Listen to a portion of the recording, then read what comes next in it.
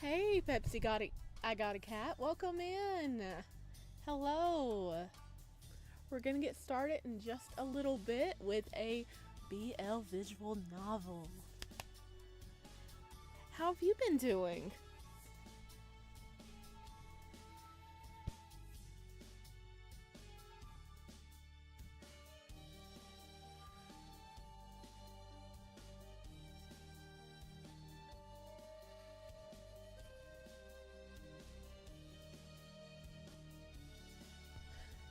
Oh, it's good to hear you're doing good. I'm doing all right. I've been kind of sick the last few days, but I'm feeling much better now and I'm ready to get back into our normal videos. I need all my gay boys.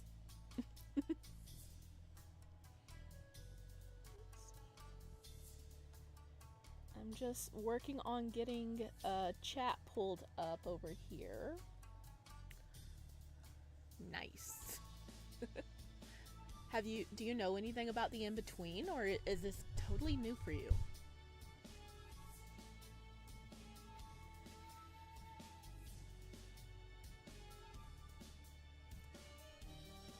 Awesome.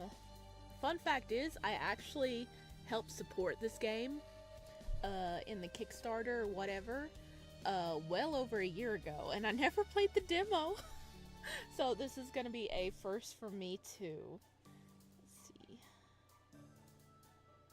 Oh, Windows is trying to update for me. No.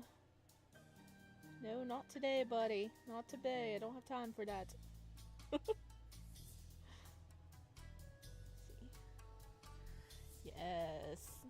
Here, I'll take this away so you guys can see what it looks like. Look! The art is gorgeous! Let's see. There we go. Yeah, I'm pretty sure we play as that redhead. And it's gonna have like supernatural things, which I am totally for that. Let's see, getting YouTube chat pulled up here. It always takes me a second to get chat set up. Smash! Yeah, I think there's at least a couple of different people, but this is the demo is going to be covering the common route from what I understand, so we get to meet all these lovely people that we might get to smash in the full game, because it is going to be an 18 plus game. Let's see. Ba-ba-da-ba-ba. Almost there.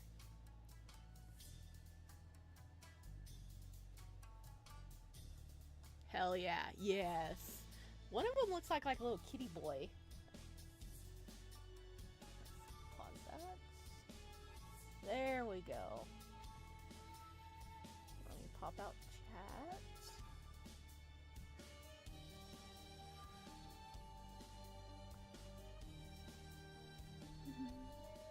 Love kitties, yes. Let me see.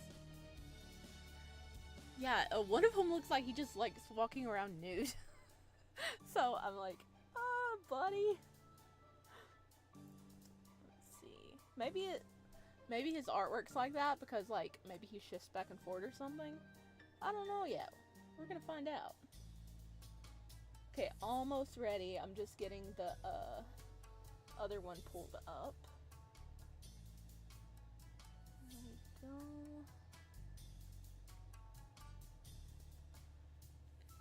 Live, laugh, kitties. Live, laugh, love kitties. Exactly. I actually have like 6 cats, so I firmly believe in that.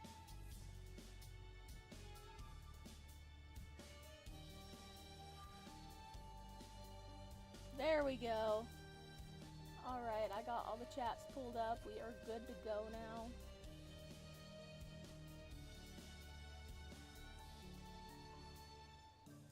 I used to have like 10 baby cats. Oh, like little kittens. Oh, that's so cute.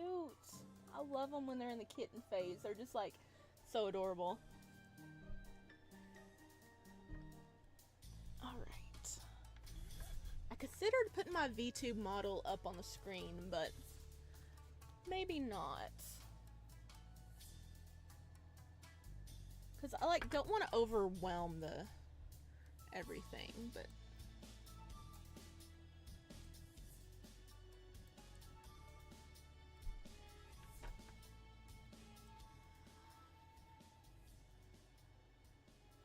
let's see.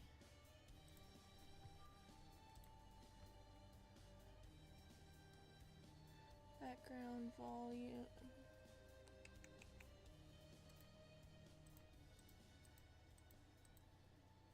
Just turn the music down a little bit. There we go. Yes. Okay. You guys ready to jump in?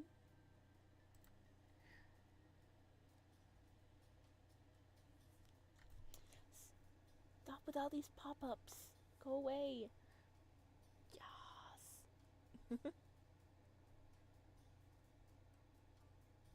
Man. There we go. All right, here we go.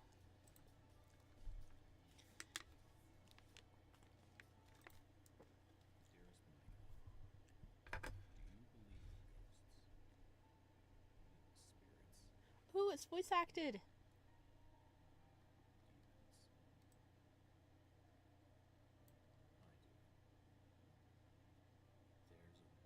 Can you hear the voices okay?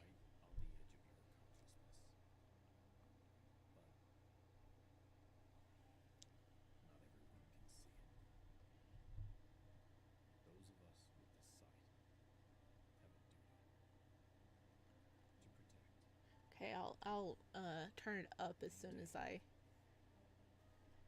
can here. Maybe I can do this. Apologize for what I must do.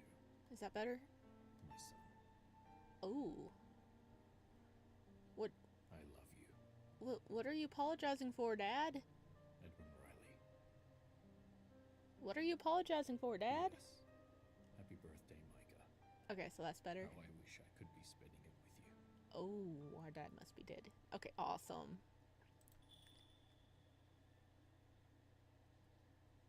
Okay, so it said something about like there's a world on like the edge of our consciousness or something.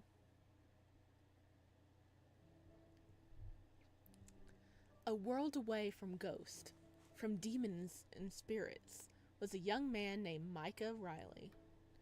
At 24 years old, he just recently graduated from a Dynasty Institute, a highly competitive and prestigious university with a diploma in business. It wasn't his first choice, possibly not even his second, but his uncle was the dean of the business school, and his aunt was one of the lecturers, so that's what was expected of him. However, he was able to take some summer classes in art, on the condition that he could also hold down a part-time job. He chose a local cafe, cozy but chic. He instantly fell in love with the place. He used to visit this place almost every day, and when he started university, the atmosphere helped him think. Mary ran the business side of things, but was also a skilled barista, teaching him how to do latte art, which he got pretty damn good at. Thank you very much.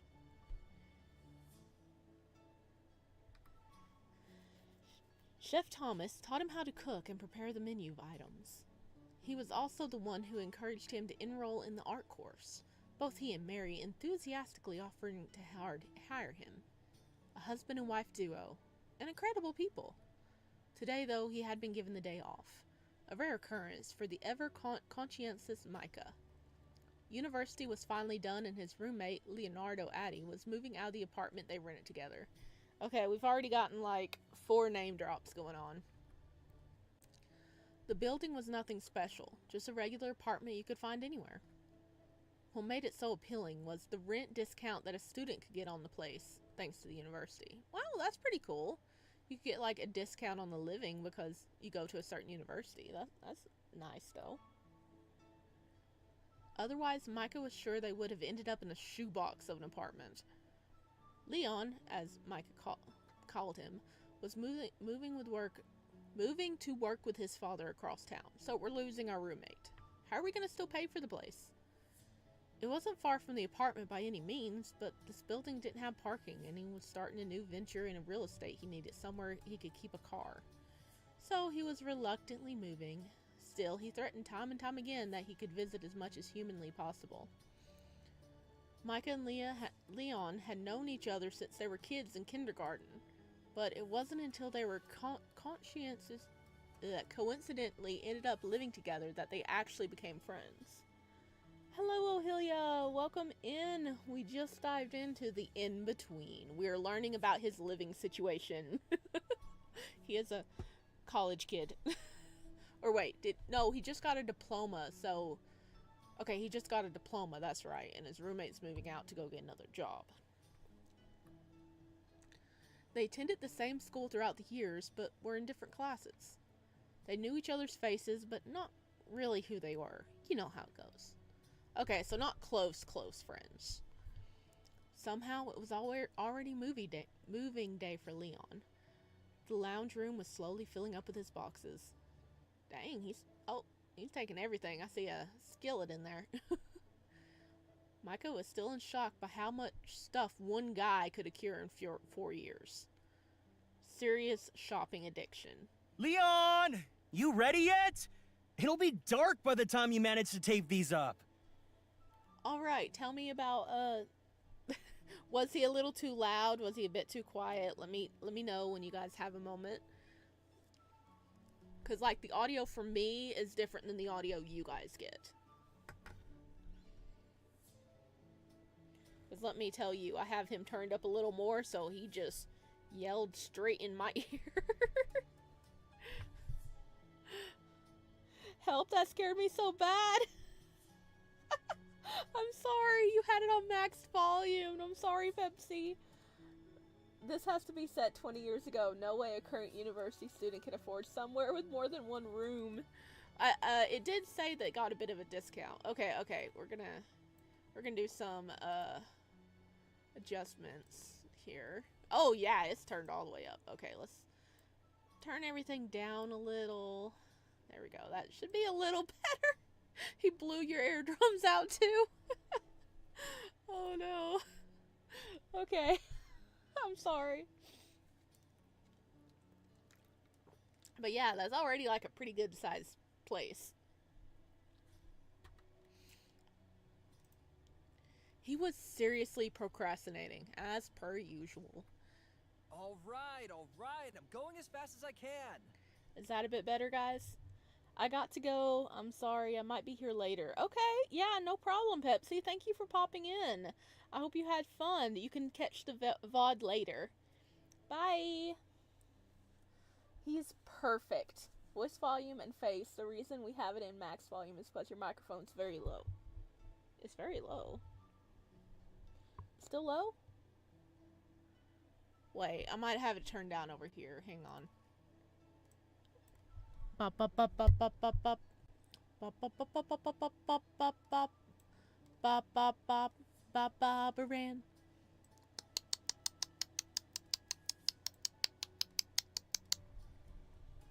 Okay. I have it turned up all the way. So I wonder if, because what happened last time, it was like super low. What happened was actually the computer system had the mic being very low, so I fixed that, so I thought it'd be much better. Can you hear me better now, or do I need to dive into some systems and fix it?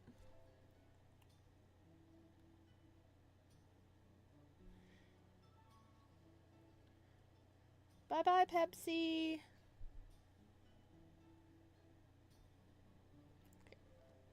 Oh my gosh, stop with all these pop-ups, guys. Oh my goodness.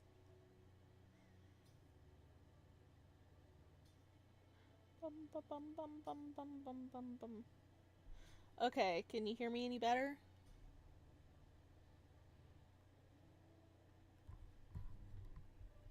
Yeah, I can hear you. My volume is not on max. Okay. I turned everything up a bit more, so hopefully that'll help. He's a cutie though. Look at him. He's a cutie. All right. I'm going as fast as I can. Tisk tisk. Moving on your best friend's birthday and taking your sweet time doing it? Typical. Today was November 15th, which just so happened to be Myka's 24th birthday. He wasn't actually upset about Leon moving today of all days. Not really. It wasn't something he ever particularly celebrated after all. He did, however, really enjoy tormenting Leon about it, who was, as it turns out, quite upset about the date. Myka toused Leon's hair as he walked out with the final box. Surprisingly, he was going straight to work once the movers took all the boxes, so he was already dressed in his new suit. It was quite a sight, a young suited man carrying out boxes that were definitely too heavy for him, while pretending he wasn't on the verge of crying about the whole situation. Aww. He's not next to the MC because MC is gorgeous. Yeah, look at him. Look at our boy. I didn't pick the moving day. You know how sorry I am. I would much rather stay and celebrate with you. But my old man was determined that I had to start today. He looked so sad that Myka actually felt a little bit bad for him. He didn't want him to go either, of course. They had fun living together, but it wasn't like they would stop being friends just because they didn't anymore.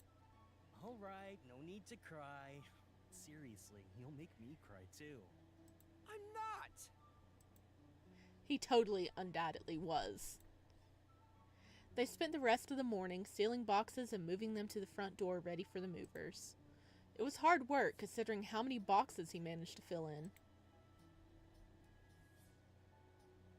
Oh, they're all leaving. Oh, they're all getting sealed up. Catch you later, man. Come by the cafe when you're free next. I wonder when that'll be. Dad's got me booked solid for a month. Dang, his dad's really eager for him to come work for him, right? Don't worry, there's no rush. Anyway, that sounds pretty rough. Good luck. Thanks. I think I'm gonna need it. Okay, you need Okay. Need audio a little bit for the voice actors. Actually, let me try it this way. Turn this up a little. Okay, I turned the audio up a little bit.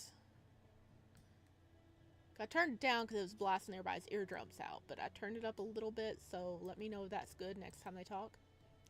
Thank you for letting me know.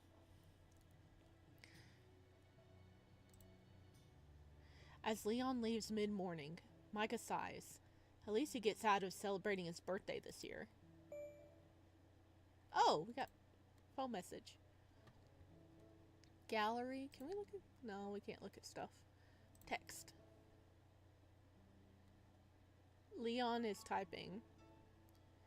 Did I say happy birthday? Happy birthday! Yes, you said happy birthday already. Now get to work. Don't want to get fired on your first day. Aww. He's such an idiot. Leon was only slightly younger, but sometimes he acted like a lost kid. Any excuse to call or text and he'd take it. It was enduring, if not a little tiresome on occasion. Still, it made Myka smile as he locked his phone, slumping down on the couch. Moving was seriously exhausting, and it wasn't even him who moved. Maybe he'll take a nap.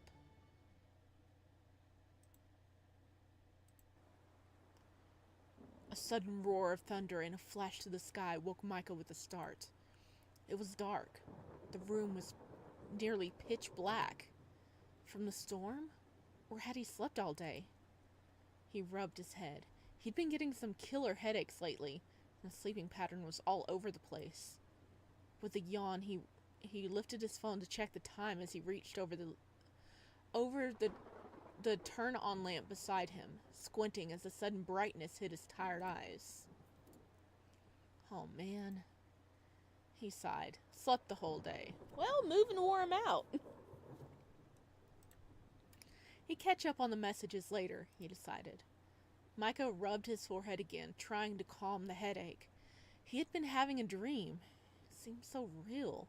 Now he couldn't even remember what it was. Aww. At the beginning they said there's like a world that's on like the verge of your consciousness. Is that where we're going? It was right on the cusp of his mind, but out of reach. His family didn't really celebrate birthdays, but he did have one tradition. Every birthday, it would rain without fail. He would sit by a window, listening to his favorite music and sketch. He loved the rain. It was melancholic? Oh my god. I can't say that word. I always have to stop and think about it because Megamind has screwed me up.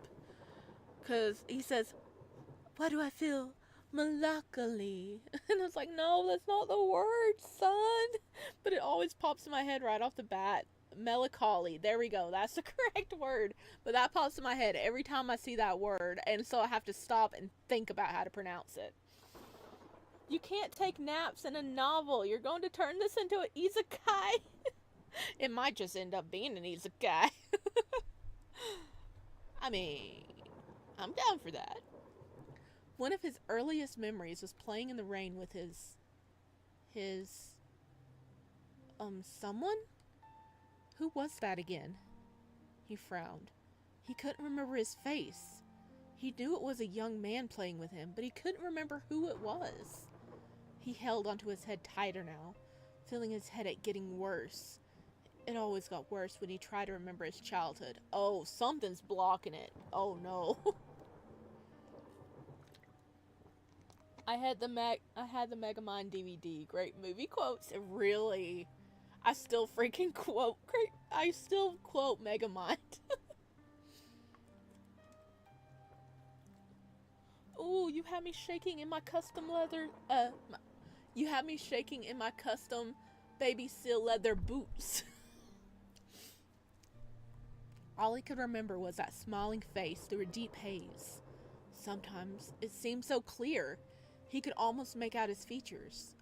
Other times, nothing.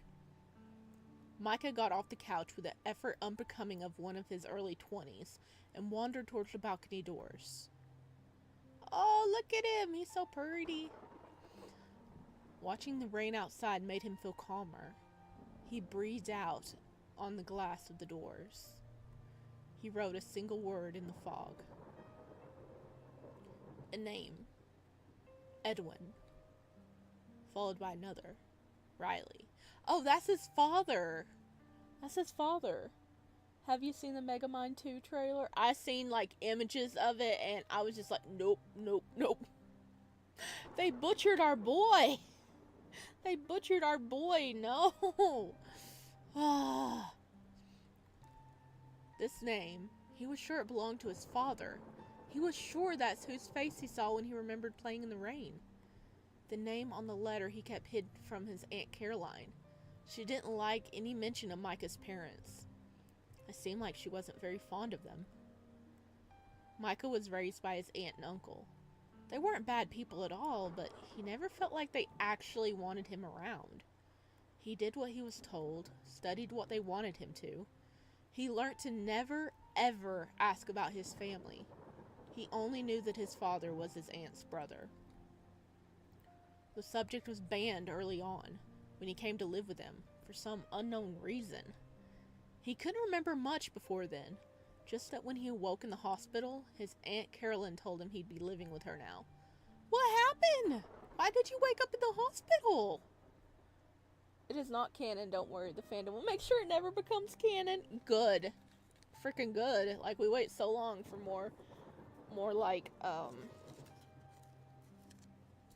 Megamind content, and then they drop that. It's like, no.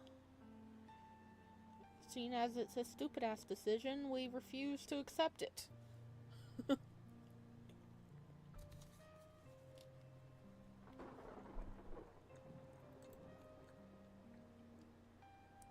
He would never see the wretched old man ever again.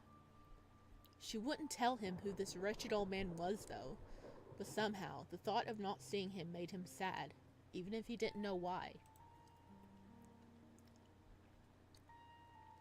I suppose I should get back to Leon before he worries I fell asleep means something horrible has happened. He'll end up coming back over in a panic. Are we really going to be 3 for 3 with daddy issues on the game we stream? Oh no. Oh no. I think you're right. Yeah. Apparently, daddy issues is a thing.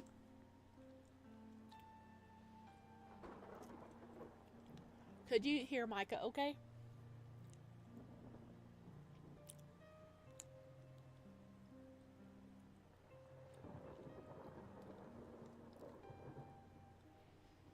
My mouth is like really dry today. So I'm like taking a little break to chew on some gum because that stimulates your mouth to produce saliva. Yeah, who were the other ones we had daddy issues with? Sally and his dad are having a bit of issues. His dad's still mourning the loss of his wife and not paying attention to him. Or didn't have a dad.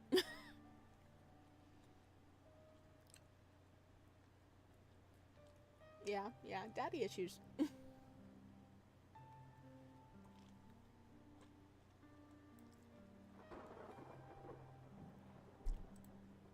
He worries too much, honestly.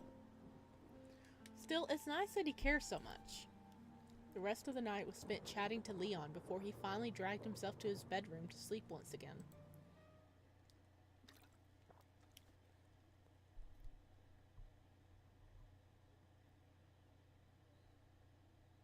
What does that say? Hard. Oh, Harry Potter! It's like spelt wrong, but I bet that's a Harry Potter one because there's a castle on a hill. Ray, Sal, and now Myka. And Aura was an orphan with 2 dads, so double daddy issues! Okay, yeah, that's a theme, isn't it? A groggy Myka awakes from his restless slumber. Another night where he felt as if he barely slept. These headaches were getting worse. He was back at work today, glad for the distraction. He wasn't much of a fan of having too much time to think all alone here. Sooner or later, he'd have to face his aunt and the business career she wanted for him. He didn't know what he wanted to do, really. He was happy for now, just being at the cafe. The cafe was totally famous for its delicious food and creative latte art. One thing in particular was known for drawing cartoon cats and rabbits on a kid's meal in sauce. Oh, he was known for doing that. It's definitely popular with the children. That's kind of cute, though, drawing little cartoon kitties and rabbits. I mean, if I was that kid, I'd be like, heck yeah, let's go back to the art. Let's go back to this, like, crazy art thing. It's really cute.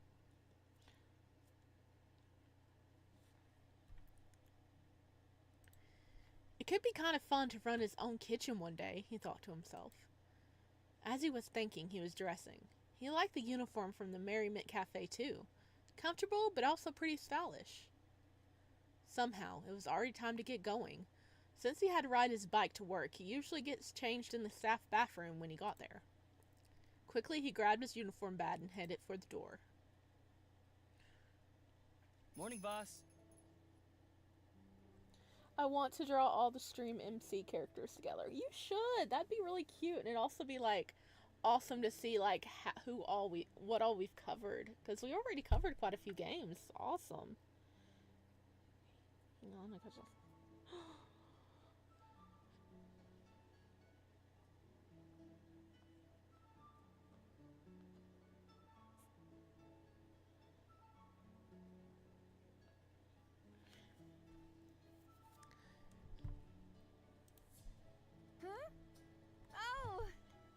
Oh, there's Mary. And a fabulous morning to you as well, Myka. I'm gonna head out back and change. I'll be right back. Sure thing. She's cute. Oh, Myka, while you're out there, will you remind Thomas to check on the new blend, please? The morning was busy as usual, regulars and new visitors alike. Myka was a popular server, and he had customers who came in just to see him. Mary found it amusing, to say the least. She would regularly call him their poster boy. He found it incredibly embarrassing. He didn't do anything special, he just liked making art on food and seeing people's face when they saw it. Hey, man. Can I get a double caramel latte, please? Hey, Leon's here! With extra sprinkles? Yeah. Hey, wait! Leon. Thought you were slammed for the whole month. You got a break soon? I've got a lot to talk about. Yeah. I finish in a couple of minutes, actually. Pink hair and tan is something I've never seen before, but I like it. Yeah, it's a cute Excellent combination. timing, as always. Yeah, right. Like you didn't already know that. Hey, what's that supposed to mean? That'll be $3.95, sir. Sir? Earth to Leon? You gonna pay for your sugar attack or just stand there like a space cadet? Sugar attack. A deep blush covered Leon's face. Yeah. Sorry. Grab a table and I'll bring it over to you when it's ready. Yeah. Thanks. He paid for his drink and sat down at a table as directed. He looked so awkward waiting. Myka couldn't help but wonder what was up with him. Was work really that rough yesterday? Okay, break time. Hey, never mind.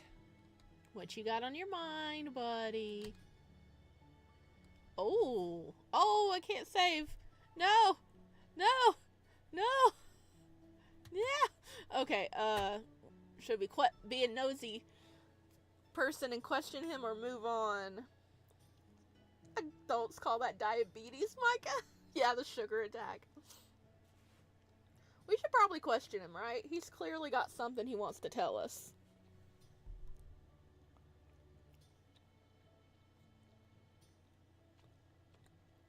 Also, we are going to be starting a new long game. If you guys, I'll, stream the first part, and if you guys like it, I'll continue it. It is a game that just that is dropping on the 26th. It's called Paradise. It is a BL game, and, I actually, the company that translated it and is going to be releasing it, Jast, gave me an advanced copy. So I've actually had it for a few weeks. I'm just not allowed to release anything for it until the 26th. So I thought we could stream that in a few days and see what everybody thinks about it. Because this is just a demo. The full game's not out yet. The devs want you to play the game again. Be nosy. Nosy's always the best in fictional option, but not in real life. Yeah, in real life, just mind your own business. Leon, are you okay? Yeah. Don't worry about me. You sure? Nothing's up? Doubt? Myka decided to switch to gears. So, how did the job go yesterday? Yeah. He perked up as he found something he could talk about. Dad assigned me to this weird old place on the outskirts. Oh? The outskirts? Didn't know anything was out there. Yep. Out near the haunted forest you love so much. Ooh, is this where we're gonna go? Haunted forest. What? No, I don't. I'm just kidding. I know you're a big fraidy cat when it comes to ghosts. So, technically no point in this option. It's the demo. I'm disappointed. I'm sorry, it's the demo. The good news is I backed the full game, like, oh my gosh, sometime last year. I did back the Kickstarter. So when the new game comes out, I will already have it. And they're actually making a lot of good strides in development. So we will be playing the full game when it comes out. This is just a demo to get a taste of what's going on. Which I'm surprised I haven't played it yet. It's been like a year.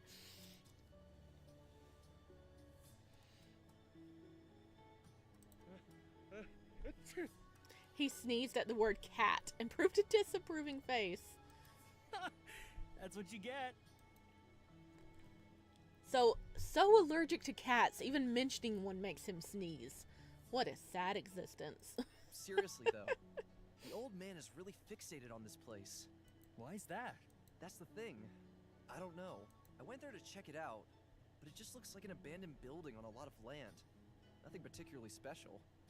Old buildings get sold all the time. He probably just thinks it's an easy sell for the newbie. Yeah, maybe. I don't know. They chat some more until Myka's break is over. The words flow easily, just as they always had between them. As Leon stands to leave, he suddenly turns back to face Myka. Oh, by the way, shoot me a text when you clock out. I have some time tonight. We should grab dinner for your birthday, since we couldn't yesterday. And here I thought I escaped the celebrations. Myka. You thought wrong. All right. I'll text you. No need to make that face. Leon grinned in response and walked out the cafe with a carefree wave. With yet another sigh, Myka shook his head and smiled to himself before getting back to work. Okay, I'm betting that rundown place is actually where Myka is going to end up at, because the in-between. The shift passed by quickly after that. A steady stream of customers kept Myka busy enough that time seemed to fly just how he liked it. He glanced up at the clock. Knock-off time already. A moment later, and he changed back out of his uniform and prepared to leave. He dug his hand into his pocket, searching for his phone to text Leon. But nothing was there. With a frown, he checked his other pocket. Not there either. Oh, shit. Great. This is just great. Where could it have gone? He rushed back into the staff room and scanned over the area. Nothing. He was nowhere in sight. Then somewhere in the cafe? Could it have fallen out of his pocket? The panic of losing your phone is real. It's really real. I'm not feeling this suit. Can we get another, love interest? Yeah, there is going to be several love interests, apparently. I think this is just introducing all the characters, and I think one has, like, little fox ears. I'm excited to meet the others. 10 minutes later, he rubbed at his temples. It wasn't anywhere. Did he even have it with him this morning? Maybe he left it behind. His mind raced with possibilities. He rushed out of the cafe doors, calling out with a hasty goodbye to Mary, and grabbed his bike to quickly get home. I would tell Mary you're missing your phone, because it might pop up. Grocery store, cream, I guess ice cream, fast food, fashion. You know, typical street.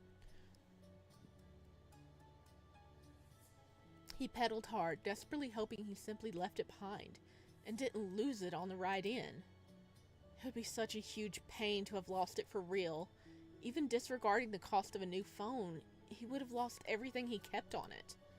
The ride home was stressful. Everything that could get in his way did. How come only when he was in a rush did people suddenly feel like suddenly appearing in front of his bike? When he finally got to the apartment, he found it sitting on the end of his bed under his nightshirt. He was too exhausted to want to do anything. Okay, we found it. We just left it at home. Dang, got through the entire day without noticing it.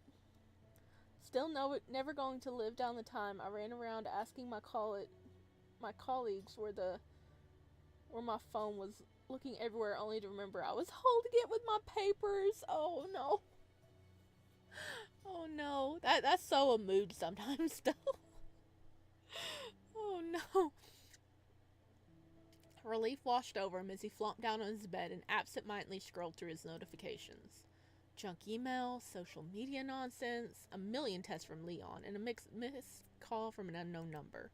Huh, weird. Wonder who that was. Don't usually get many calls. It's your destiny calling. Even more surprisingly, they left no message. He stared at the number for a moment before curiosity got the better of him and he searched up the number. Lawyer? He screwed up his face, utterly confused. Maybe they got the wrong number? What would a lawyer want with me? He looked at the page for a while longer, trying to decide what to do. Should he call them back? They didn't leave a message though, so maybe it was the wrong number after all. Call him back! He scrolled through the rest of his missed notifications, skim reading through all of Leon's messages. To make his 37-message stream of text short, it seemed as if he spent some more time dealing with that rural property since he left the cafe. His dad really wanted it by the sound of it. Finally, he was all caught up. He felt bad. He promised Leon he would text him back as soon as his shift finished, but that became a little difficult to do without his phone. Myka was still thinking about the missed call too, absent-mindedly strolling through nothing as he stared aimlessly at his device. The isekai demon is trying to get you to be nosy and die so he can transport you. Call Leon. Call back the mysterious number. I'm sorry, I didn't even ask. I was just like, call the number. Myka stared at the missed call. Something about that number drew him in and captivated him. He knew that he had to speak to this person now. Why? He didn't know. He just had to. It was important. He thought on that feeling for a moment, but in the end decided to trust the gut feeling. Just as Myka went to hit the call button, his phone started to buzz. He jumped up, surprised, nearly dropping his phone.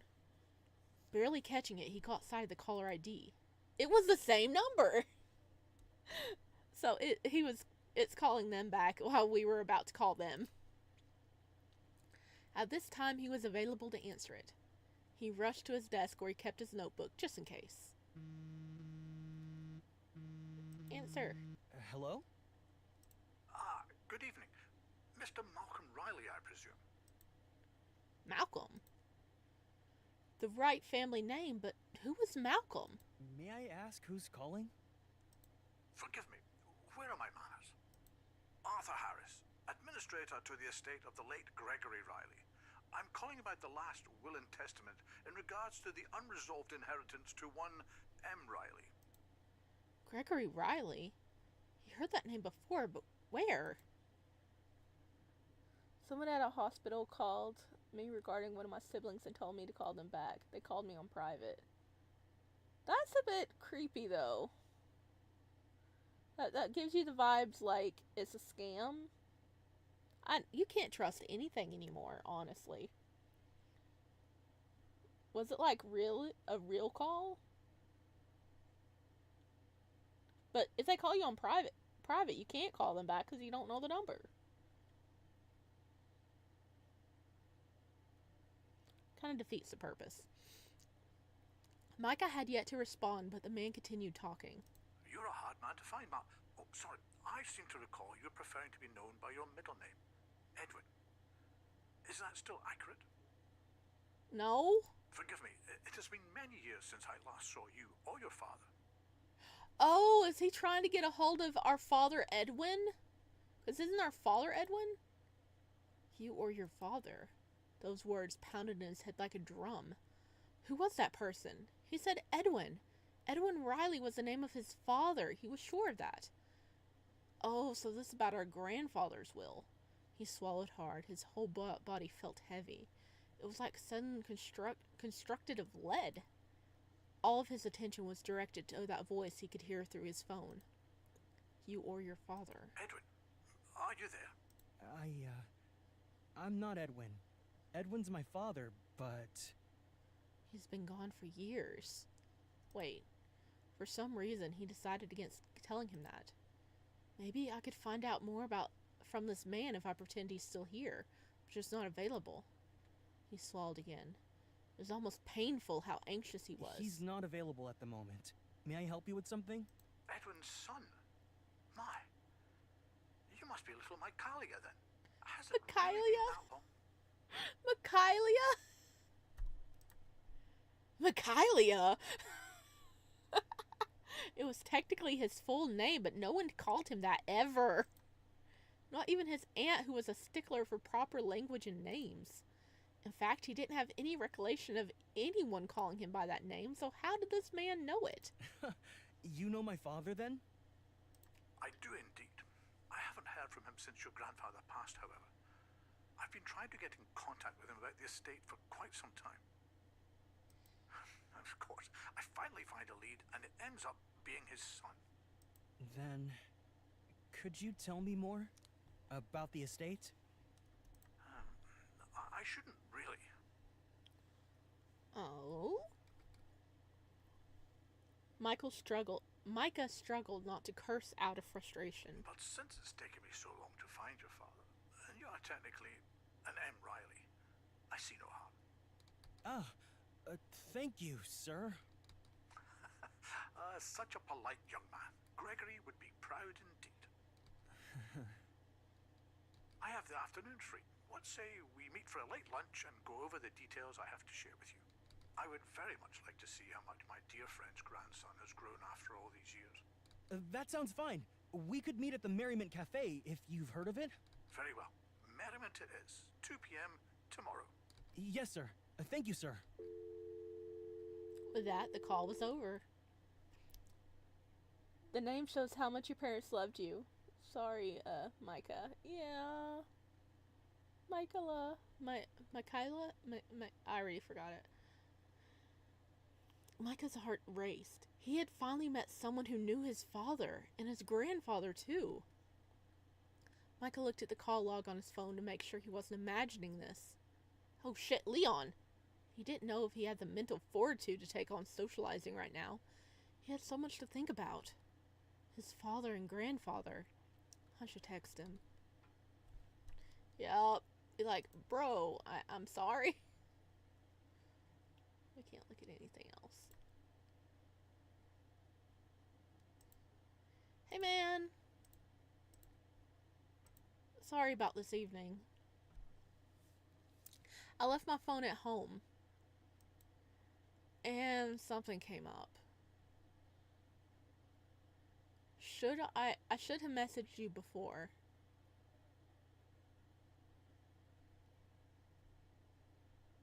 Oh, it's okay. Everything alright? Yeah, it's all good. Just family stuff. Nothing special.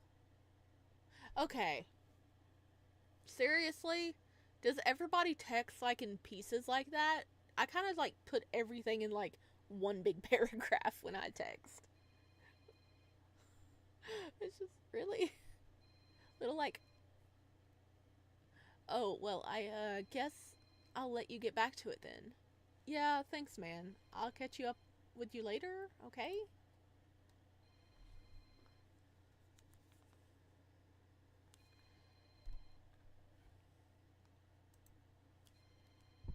Oh, we can go back now. It was special, of course. Nothing about it wasn't special. He just didn't want to say anything before he knew what it was about. Hey, Jalamy, welcome in. Hi. We are playing a boys' love novel at the moment. Well, a demo. This guy just got a text about his grandfather's will, and he's like, he doesn't know anything about his parents, so he's gonna meet up with the guy tomorrow and find out more, hopefully. Leon seemed to have something to say, but in the end he never said it. Sleep did not come easy that night, and when it did, it was the same dream, the hazy figure smiling at him as they played in a puddle. I don't if I'm texting live with a person because I don't want to keep them waiting. Oh, like do the short text. Oh, who are you? I wasn't paying attention. Sorry. Like the little short rapid fire text. Like if you're texting back and forward, I guess I understand. But if you're just sending a big general text to somebody, like the paragraph, I think. Because could you imagine if you're like at work or something and you just hear ding, ding, ding, ding, ding, ding over and over. So like if you're live texting, I understand the fast text back and forward, like I do that.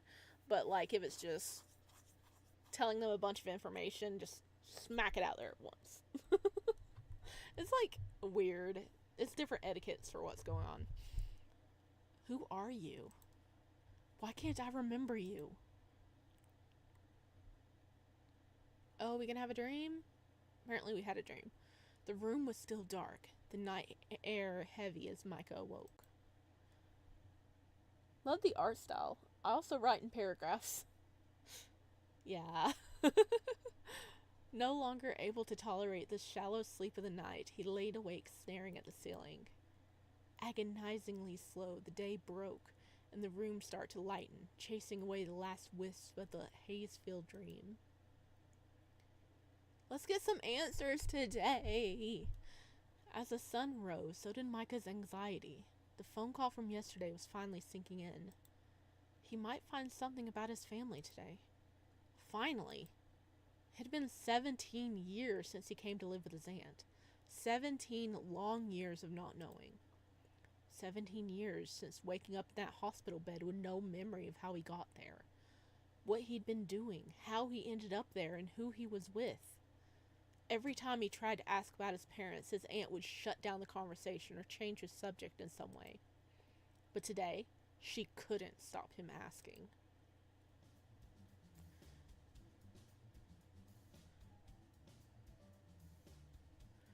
Pacing around the apartment was all he was capable of at the moment. It was all he could manage.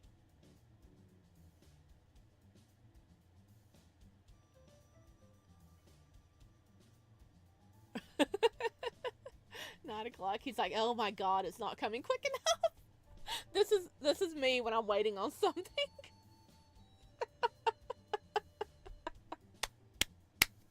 Yes, yes. That. Oh. 11 a.m. Enough was enough. There was only so much pacing one man could do. Apparently you did like 3 hours of it, bud. With his mind still filled with thoughts of that lawyer, Myka decided that he should just head to the Merriment early. Anything that was better than pacing back and forth any longer. Why didn't you say earlier than 2, buddy? You were like 7 when you woke up. You're acting like you were 14. I don't remember anything when I was 7.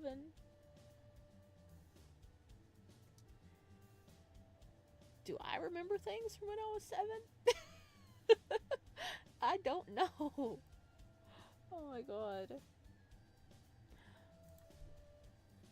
Anything would do. Wait, go back. Ah! Oh, okay. Well, that's the thing. He'd make some excuse about wanting to watch Thomas in the kitchen or practice a new latte art. Something. Anything would do. As he walked through the doors of the cafe, Myka desperately trying to calm his quickening heartbeat. If he spent some time messing around here for a while, it would surely start going quickly, right?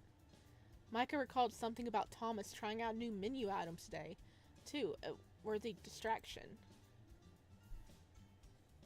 Eventually, thoughts of the meeting began to melt away as he watched Thomas cooking in the kitchen. Before long, he found himself sketching at the meal at different stages of preparation. What he first thought would be a useless skill, his food drawings had become somewhat useful and were used on Mary's menu. He checked his phone nervously. 1:25. Oh.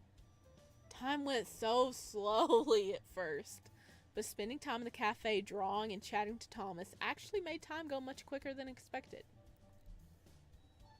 Does he not have a phone or another love interest we can see to keep him company? Oh, I think the love interest will probably be soon. He took a deep breath. He felt much calmer thankful for the distraction that this had become. Why don't you go get a table in the dining room? In the dining room? Someone's gotta make sure these are actually edible. I don't think anything you could make would be inedible, but I'm not one to turn down the famous Thomas's cooking. With a smile, Myka took a seat at one of the empty tables and Thomas brought out his newest experiment. They looked and smelled delicious. Before him, Thomas placed 2 dishes. Ooh! One that wasn't really a dish, but the most indulgent-looking milkshake Myka had ever seen. Look at that milkshake! Oh my gosh! Look at the little kitties on it, though. Oh, look! Oh, the straws. Oh, I want some of that. Is that marshmallows and cookies? Look at the pie. It's like a raspberry pie, topped with whipped cream and chocolate powder, complete with a long spoon and a spiral straw. The second looked like a pie. The outer pastry was woven into a lattice filled with berries and syrup. It smelled divine. Hidden beneath layers of pastry was a secret that made this more than some pie. Myka stood transfixed as Thomas was creating this masterpiece. This dessert had layers of cheesecake inside the pie crust and under the berries. Oh! Ooh! He couldn't wait to try it. I haven't had cheesecake in so long. Before he could dig in, however, Thomas brought out a 3rd dish. 3? There's more? Where did this one come from? A special treat. A mischievous look spread across the chef's face. He gently placed the dish in front of Myka, a smile plastered to his face. Now you may eat. Is that a Dig pizza? in. Oh, is it even possible I can eat all this? You'd better. You hurt my feelings otherwise. Myka examined the new meal with interest, trying to work out what secrets this one held. Pizza? Try it and find out. Oh no, he's got a mischievous look. There's something bad hidden in it, huh? If my friend handed me that, I would assume someone sent him to assassinate me or make sure I can't move before an assassination. Myka happily brought it to his lips and tasted it, and of course he wasn't surprised. It was perfect, just as Thomas's cooking always was. This dish was particularly unusual, though. It looked like a pizza, but once he started to eat, he realized it was actually a delicate noodle dish adorned with cheese and pepperoni that only looked like a pizza. Oh, incredible. He couldn't help but be a little envious. How amazing it would be to be in Thomas's position, coming up with all kinds of new recipes. Still, he was thankful for the meal, if not a little curious as to what he did to deserve it. As if seeing the question mark pop up above Myka's head as he stared at the spread in front of him, Thomas laughed. I know you don't really celebrate it, but I wouldn't be a very good chef if I didn't whip you up something special for your birthday. Aww. Visual novel logic, calorie don't exist. I mean, yeah. No, I clicked out the game. No. But more than anything, you looked a little down and anxious. You come here on your days off when you aren't feeling so good. Aw, that's sweet. They're taking care of him. Does he? He hadn't really thought about it. After a moment, he realized Thomas was right. It's how he got the job in the first place. What's on your mind, kid? I have a meeting here soon. I think I'm about to find out who my father was. Well, that is indeed cause for a delicious meal. It is delicious, isn't it? Myka scoffed in response, a smile playing on his lips. He had nothing to worry about. Thomas was one of the best chefs Myka had ever met. He trained in some upscale restaurant overseas until he married Mary and they settled into the little cafe diner. They both loved it here, and Myka always thought what a lovely couple they made. They treated him like family. He would always be grateful for their support and kindness, even if he felt like he could never pay it back in full. Thomas still cooks incredibly fancy things sometimes, but he enjoys comfort food above all else. Of course it's delicious. You don't even have to ask. The food did make him feel better, too. Something about a stomach full of his cooking set his mind at ease. It was amazing how a good meal could serve as a distraction. He looked down at his phone. 2 o'clock! The dude should be here. 2 p.m. Finally. Once again, his nerves rose, despite his best effort to keep calm. The bell of the door jingled, and in walked a tall, dark-skinned older man with white hair and a pressed business suit. He looked the part of a lawyer, that was for sure. Myka gazed at him expectantly, standing to greet him. Although the man looked as if he matched his voice, he wondered if his assumptions were correct. Mr. Harris? Ah, you must be the young Mr. Riley. Yes, sir. That's me. He fumbled over his words a little, his nerves getting the best of him. My, how you've grown. You were just a wee tyke when I last saw you. I bet you don't remember me, do you? I don't blame you. You were very shy, hiding behind your grandfather's legs the whole time. He chuckled, one of those nostalgic and heartwarming chuckles, like he was reliving a treasured memory. Myka swallowed hard. Shall we sit? Here goes nothing. Can I ask what he was like? I've lived with my Aunt Caroline since I was young, and I don't have many memories of my grandfather. Or my father. He seemed to be deep in thought. Myka held his breath, wondering if he'd blown any chance of finding out anything. After a while, Arthur just sighed. That sounds like Caroline, that's for sure. She never did get along with her family. It stands to reason that she wouldn't speak of them much. How was it that you came to live with her? Honestly, I don't really remember it very well. As a child, I got into a bad accident of some kind.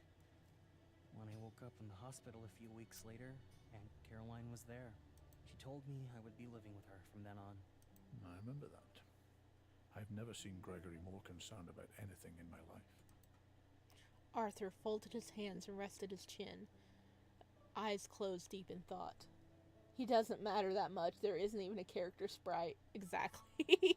You can tell if it's going to be a major character or not. Caroline. What was he like? My grandfather, if you don't mind me asking, that is. He was a good man, strong-willed and fierce, kind and compassionate. More than anything, he loved his family. They were the most important thing in the world to him. He sounds nice. I just wish I remembered him. But he was an adventurous one. Caroline never really approved of her father and brother. Yeah, I kind of got that impression too. But you said you had something for my father? Ah, yes. How could I forget? Myka steeled himself. He wanted to know what it was, but was also afraid to know. Arthur unlatched his briefcase, and from it pulled a bound document, followed by a wax-sealed letter. I have had these in my possession for 5 years. I have been seeking out Edwin to pass them on to him, but as his son, I am confident that Gregory would approve. He slid the documents toward Myka, who couldn't help but stare. With a shaky hand, Myka pulled them towards himself. An immaculate scripted title, old but well cared for. A deed? It looked like a property deed. His eyes scanned the deed before moving to the letter. Addressed to 1 M. Riley. He took a deep breath and opened it, barely managing to stop his shaking hands. My dearest Myka. His heart jolted. Myka! It was addressed to him! His eyes went wide as he looked back up towards the lawyer. Where he was standing a moment ago was now empty space. Oh, that guy noped out. Was he even here? He was gone. Where? Where could he have disappeared to that quickly? Magic! He went in the inner dimensions. Panic flared as flared up in Myka as his eyes darted from the letter back to the empty spot in front of him. He shot to his feet, eyes dashing around the room. He was nowhere to be seen. How could someone just vanish? Thomas gave him a quizzical look from the doorway to the kitchen, crossing his arms over his chest. Hey, that man I was with, did you happen to see where he went? He left while I was reading. The tension in Myka's body was making him lightheaded. See who? Mr. Harris. He was just here. Sorry, Mai. I didn't see anyone. Oh. It looked like you were alone this whole time. I thought you must have been in a phone call. Oh. He's Lawrence's grandfather. Yeah, he just disappears. The blood in Myka's body seemed to become ice cold and freeze. Alone? Alone? How? How could I possibly been alone? Boy, you can see things other people can't, I'm guessing. He looked back at the table, the documents neatly laid where he left them. They didn't vanish. They weren't a part of his imagination. Those were real. How could the man who gave them to him not be? There must be some kind of mistake. You feeling all right? You look like you've seen a ghost. Ghost. That was the last thing Myka heard as his senses went all black. Oh, the boy just passed out. Oh no. Oh no. He has supernatural powers. And everything hurt. His back and his shoulders, his head and his eyes. Every inch of him felt as if he'd taken a beating. Myka tried to sit up, surrounded by a vast darkness, but his effort made his head spin. He collapsed back down to what he could only have been the ground, but even that he wasn't sure of. Soft. Where was he? What happened?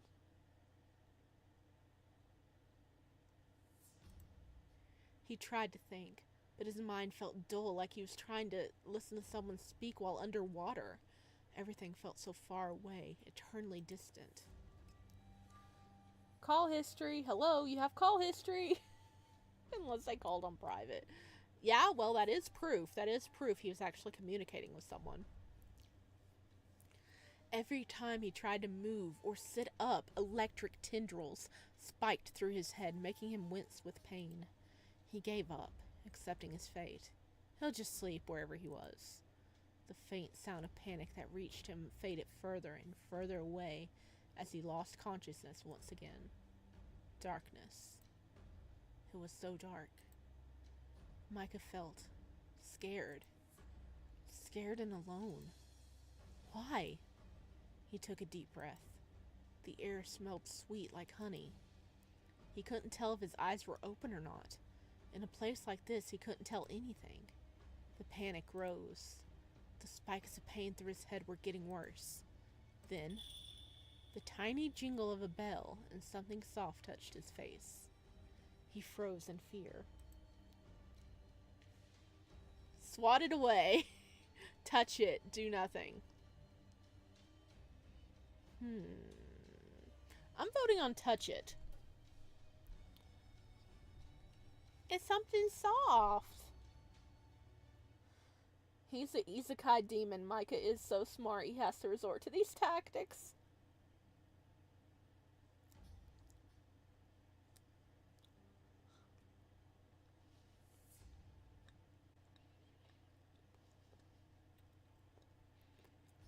I'm thinking we could just touch it.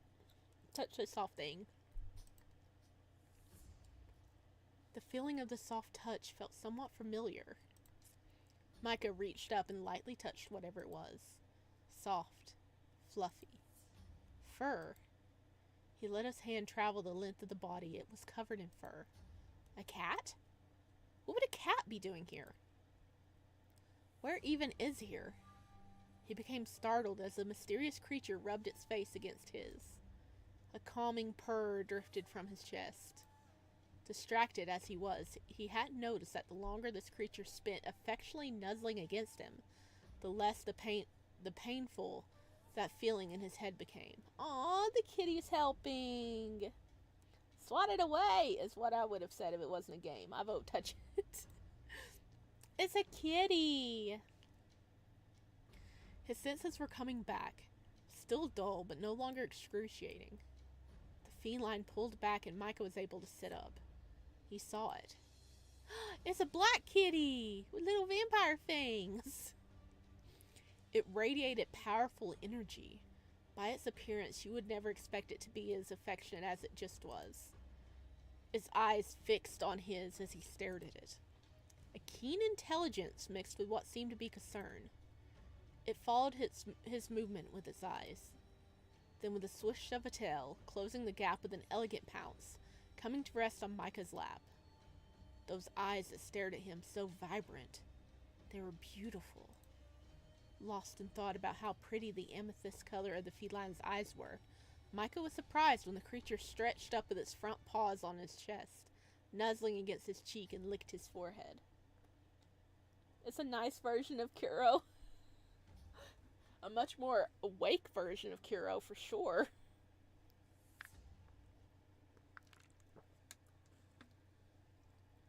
Is this the BL and less messed up version of Frambo? Oh no. It could be. I mean, we got the cat now. His senses filled with the scent of honey. Myka raised his hand to his forehead, lightly touching the spot the feline had just moved away from. It licked me? Where the cat had licked, a warmness spread throughout his body. He suddenly felt much better. His body not hurting anymore. As he examined himself, he once again heard a bell. Myka desperately reached out, trying his best to call to the disappearing cat. Don't leave me, kitty! Wait, don't go! No voice left his throat and carried through the darkness. The only light he had were those eyes. Without them, everything was dark once again. No, kitty, come back! Kitty lamp, come back! He closed his eyes. He was suddenly so tired. Faded sound reached Myka as he stirred to consciousness once more. His eyes slowly opened. Ooh, we're back in our room. Alrighty, what the heck happened and how did we get here? I have questions. Taking up his entire vision was the blurry face of his best friend. Myka! Oh, thank God. Ugh, not so loud. My head hurts. It was only then he realized. It didn't. His head didn't hurt, actually. It didn't hurt at all. The kitty healed us. Is a cat a love interest? A shape-shifting one? I think so. Because if you, look on the artwork, there is a guy there with, ears. Like, cat ears, I'm guessing? I want to hurry up and be at the other place. Please, I want to meet the other people. He reached up and touched his forehead. For the first time in a long time, his head didn't hurt. Oh yeah, he had chronic headaches, that's right. Not since that cat. Is it even possible for pain to be licked away? Apparently. I want that cat. He can join my cat army. Headache. The cat can cure headaches. Yes, I want that cat. Please. No, that's stupid. Myka stifled a laugh, looking up towards Leon. So dumb. Me? No, not you. Hey, Leon? Oh my gosh, why did no one take the passed out kid to the ER? I mean, really, how are we back? Did Leon bring us? Leon wasn't even at the cafe. Yeah? Thanks. Seriously. Leon's face went bright red. Don't worry about it.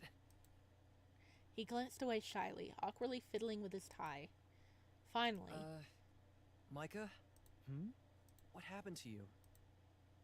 What did happen to me? I was hoping you could tell me. How did I get here? I was at... At where? The cafe? You collapsed. The cafe? What was he doing at the cafe? Oh my god. Oh my god. Really? Really? Really? We have forgotten about meeting the guy and getting a deed to property? And answers about our father? Oh my god, Myka. Thomas said you were acting weird and then fainted. So he called me and I brought you home. Who is messing with our boy's memory, okay? Acting weird. Seriously, are you okay? What happened to the deed? Did somebody steal the deed to the property? All these men are suspect. They are. Hmm? Yeah, I'm fine. I feel completely normal. Normal people don't pass out for no reason. Leon seemed unconvinced as he frowned deeply. Hey, did I have anything with me when you brought me back? Like what? I Oh don't think no. so. But I wasn't exactly worried about your things when you were sprawled out on the ground like that. We lost our deed. Wait, if I collapsed, why bring me back to the apartment?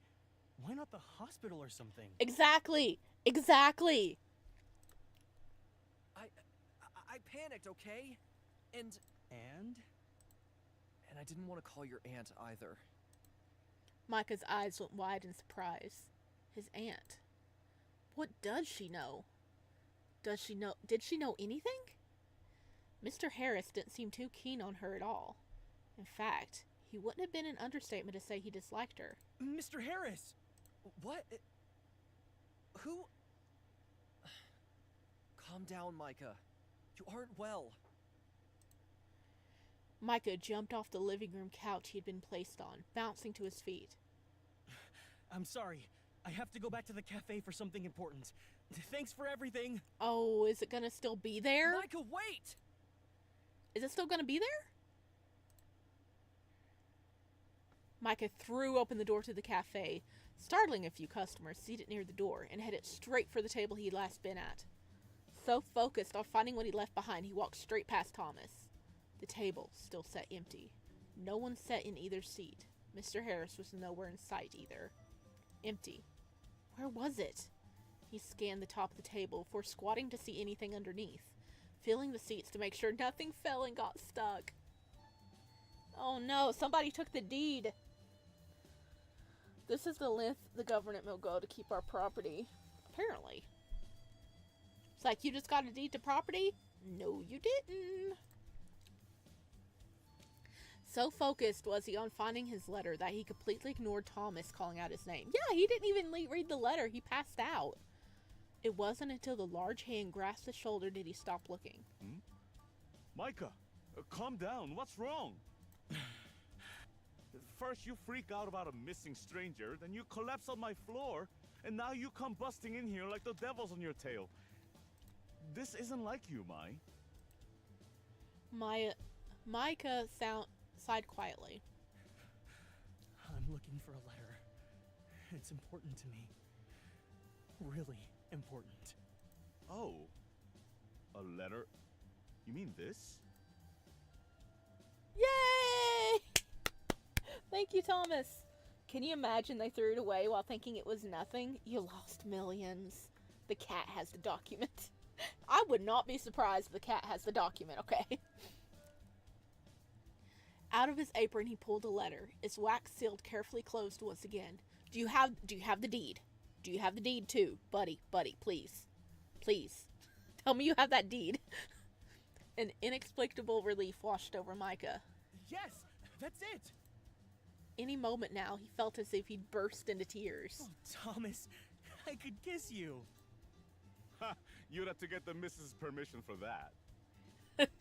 Be like, Mary, come here. Thomas put a hand on Myka's shoulder once more, squeezing it tight. Myka, why don't you take a few days off? I'll talk to Mer and let her know you've got some things to take care of. I'm not being fired, am I? What? No, of course not. Never. You're part of our little family here and always will be. You're like a little brother to Mary. Myka smiled. He did feel like part of the family here. Mary and Thomas had treated him very well. Just promise me. Just promise that once you figure out whatever's troubling you, you come tell me. Alright? We're here for you. The cat was the always gold will be. digger? The cat was the gold digger the whole time. Looking Thomas directly in the face, Myka nodded. I promise. With this promise given, he clutched the envelope to his chest and headed for the door. What about the other? It was more than one item. It was more than one item. It was a deed. It said a document and then a letter. So there was a deed. Where's the deed? Where's the deed? Where's the deed? Quickly, Myka returned to his apartment, not once letting the envelope out of his sight. He wondered if Leon would still be there when he arrived. I should apologize to him. He went out of his way to look after me, and I just took off. The door was unlocked, thankfully, as he rushed out of the door with no phones or keys. The apartment was dark, save for the corner lamp. His eyes went around the room in search of Leon, but he was already gone. No Leon in sight. The most understanding boss in history definitely set before COVID. Myka made his way over to the couch, plumping down into the comfortable cushions. As he sat down to read the letter he retrieved from the cafe, he noticed a hastily drawn note on the coffee table. Had to go, but hope you feel better now, and call me if you need anything. 3, 4, 5 underlines under anything. He really meant anything. Leon's handwriting was terrible, so for him to have left a note meant he must have noticed that Myka didn't have his phone. He really notices everything, doesn't he? With a deep breath, Myka opened the envelope once again. What is happening here? My dearest Myka. Okay, there we go. If my charm was successful, then you have no memory of me or the place you must go. But if you are reading this, it means I am no longer in this world, and that the charm is now starting to fail. You are in danger. I am so sorry, my dear boy. I have failed you. With this letter, you will find a deed. Go there. You will understand everything once you do. With love, with regret, with hope. Gregory Riley, your grandfather. He used a charm on us to make us forget everything. Why? The fact that the piece of paper is so important scares me. Charm? Memory? He was in danger? It was true, he had very little memory of his childhood, but was this why? Was something done to him? His heart was racing, the beating loud in his head. He had to know.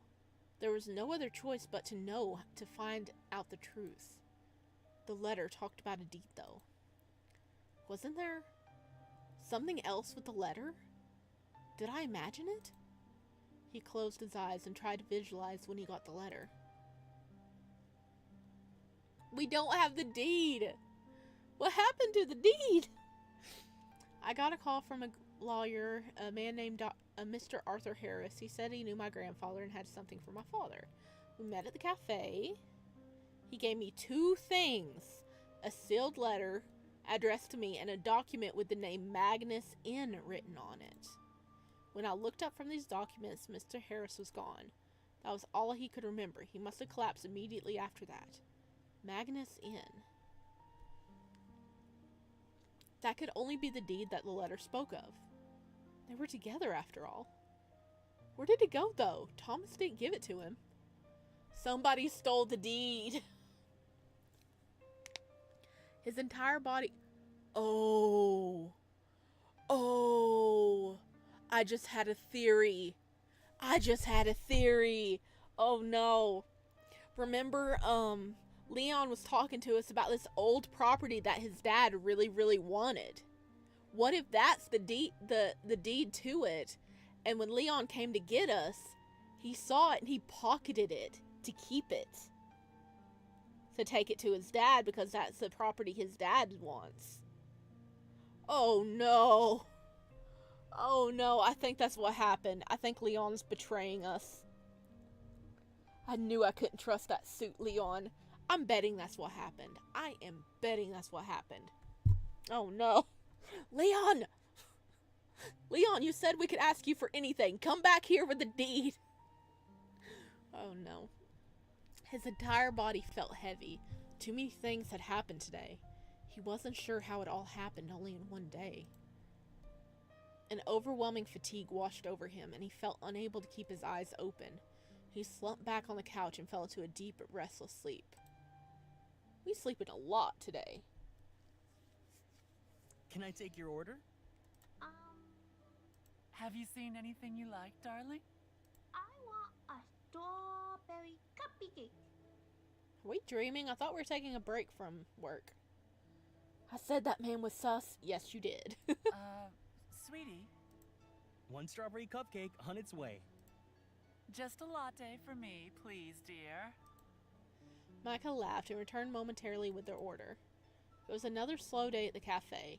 Even though he gotten permission and insistence that he takes a few days off, he couldn't tolerate any more resting. Oh, okay. He had looked around the cafe for the other document, but found no luck. He wondered where it had gone, if not here.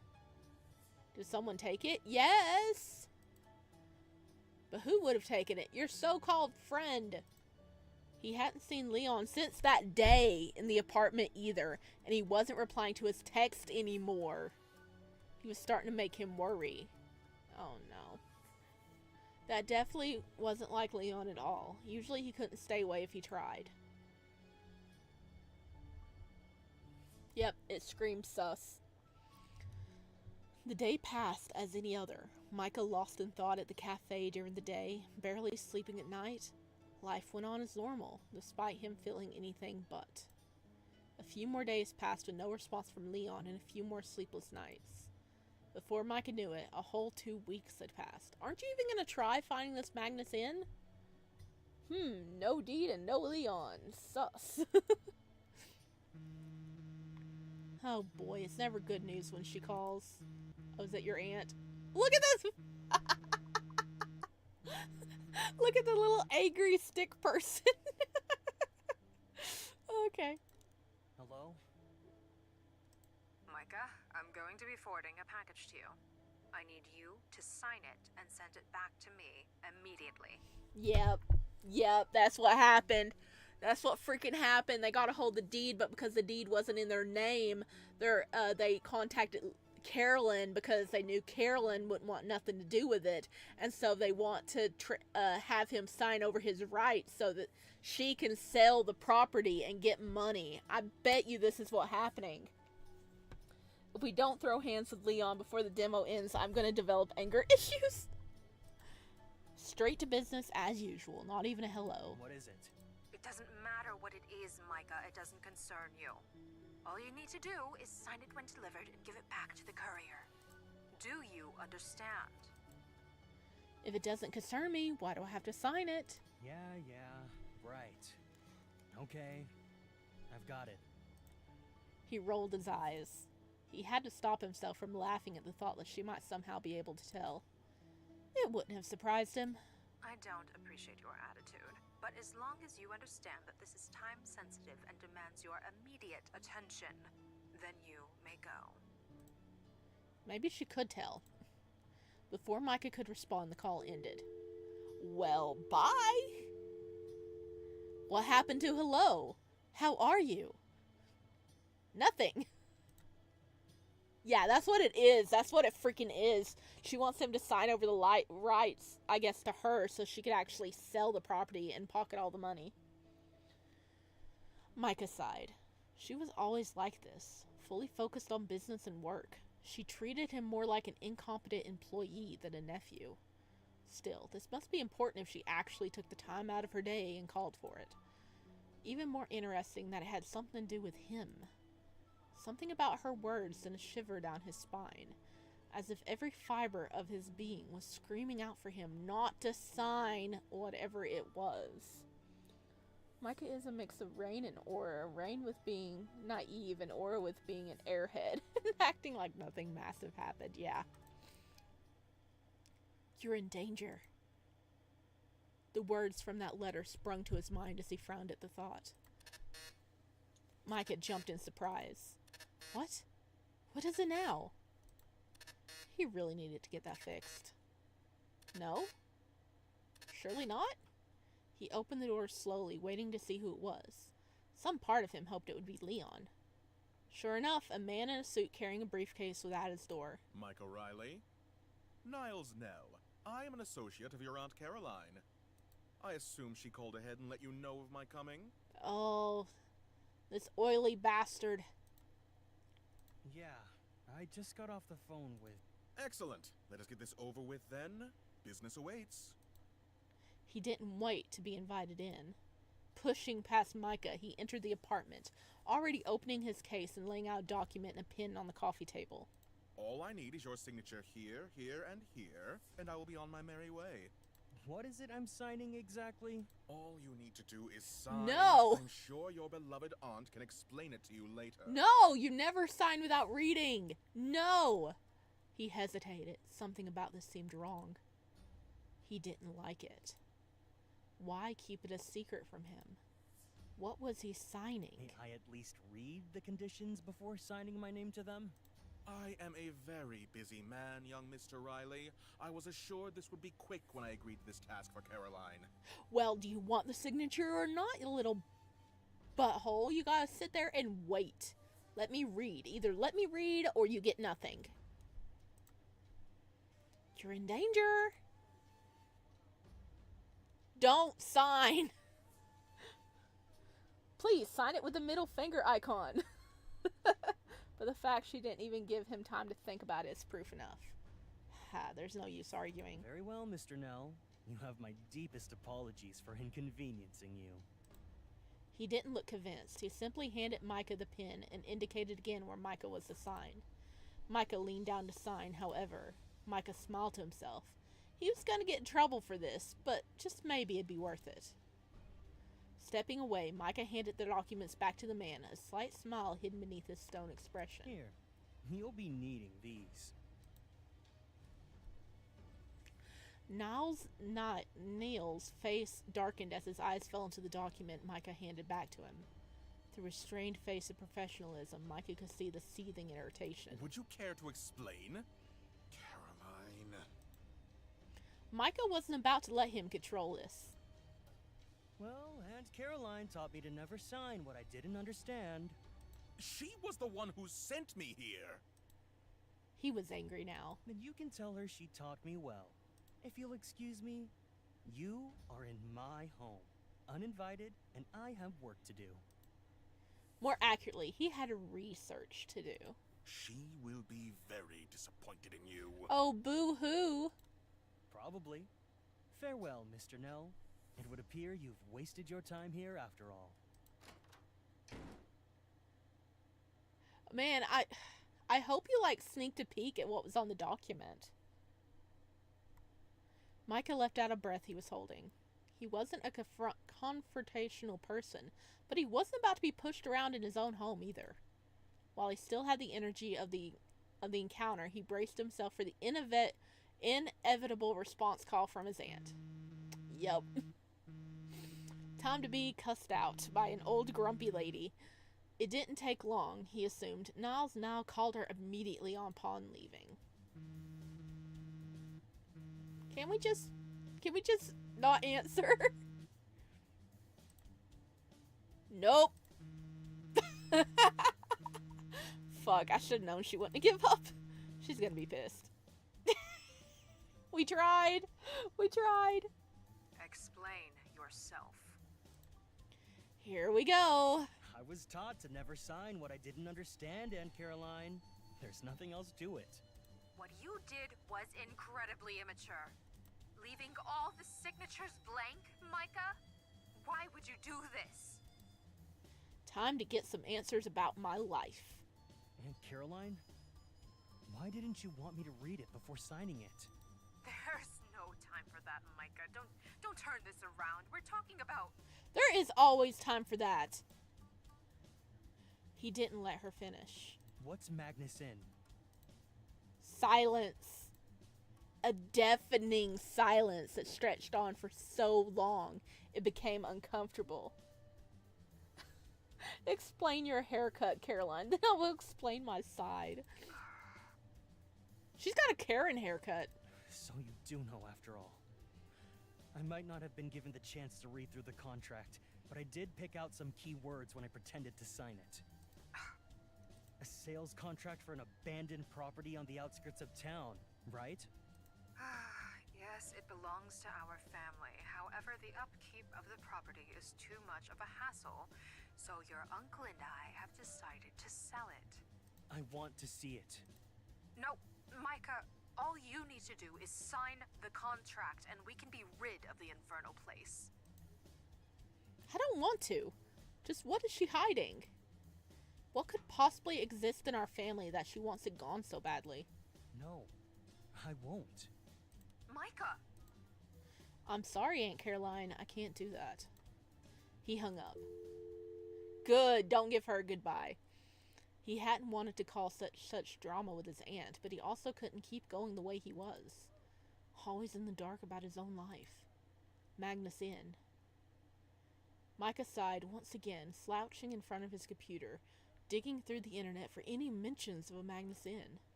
His brain hurt. He hadn't come with any results in the searches for over the past few weeks, but this might be the break he desperately needed.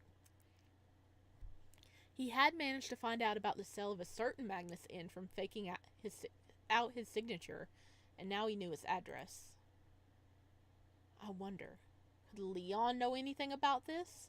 It sounds a lot like that old place he mentioned before. Yes. He's the one that stole the deed. Maybe it's connected. I'll try texting him. Oh my god. Leon! Hey dude, I need to talk to you. Can you please message me?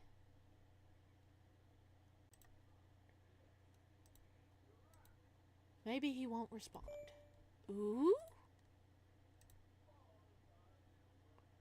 Leon? Ooh, he's typing. What's up? Why have you ghosted us for 2 weeks? It's kind of hard to explain over text. Can you meet me at the cafe tomorrow? Why tomorrow? After my shift? I would be like, call me right now. Bish. Yeah, I can do that. Yeah, call me right now, bish. This guy has so much freaking patience. Like, setting up meetings for, like, the next day, afternoon. It's like, no, I'd be calling them right then. Be like, explain. Thanks, man. And hey, have you been doing alright? Haven't heard much about you from you lately. Oh, Yeah, doing fine. Just been busy with my new job and stuff. It'll blow over soon. Alright.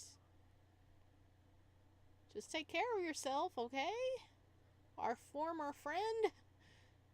Will do. See you tomorrow. Yeah, so you can come clean.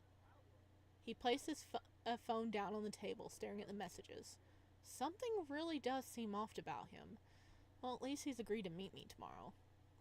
Still, Myka was just happy to finally get a response. Deep down, Myka just hoped it wasn't him that had done something to make him so distant. Something was really bothering him. I'd known him for ages and had never seen him act like this. I would be that man's stalker. Yeah. Yeah, for real.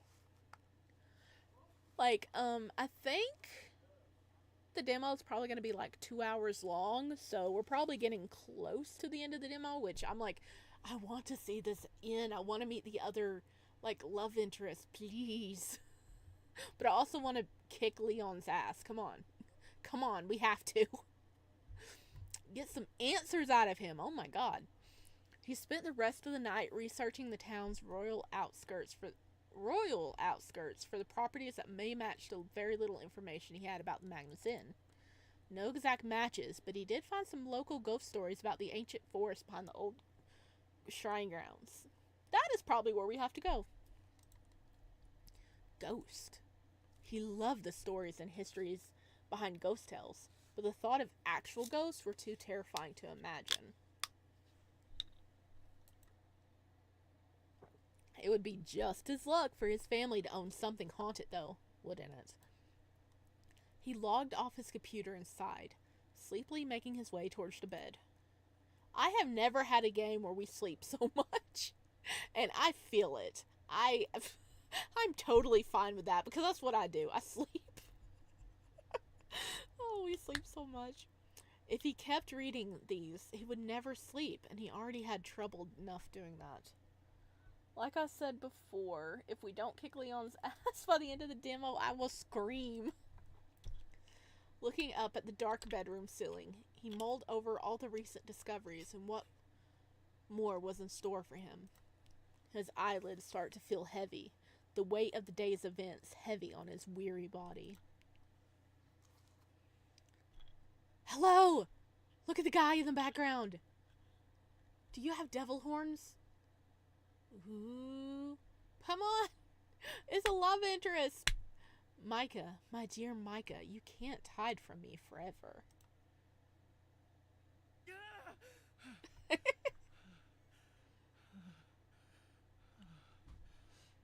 I mean, I was taking a nap after a long day of work before stream, so it was pretty accurate. Waking up with a start and covered in sweat, Myka felt as though he had a hand around his throat. As he struggled to breathe, he rolled out of bed and hit the floor with a thump. Slightly dazed, he stared around his room. What was that? It was like something powerful. Something that didn't want me here. No, not here. Something that didn't want me to exist. As if his entire existence was being threatened. He reached up to turn off his alarm. 6:58. He still had 2 minutes before it even went off in the first place. A nightmare then. It felt so real. He touched his throat. It didn't seem injured, but he could still feel the menacing tendrils wrapping around his neck like a vice, though he knew this was only in his mind. Whew. Shake it off, Myka. It's just your imagination. Lots has happened, and you were reading ghost stories last night, remember? It's all in my head.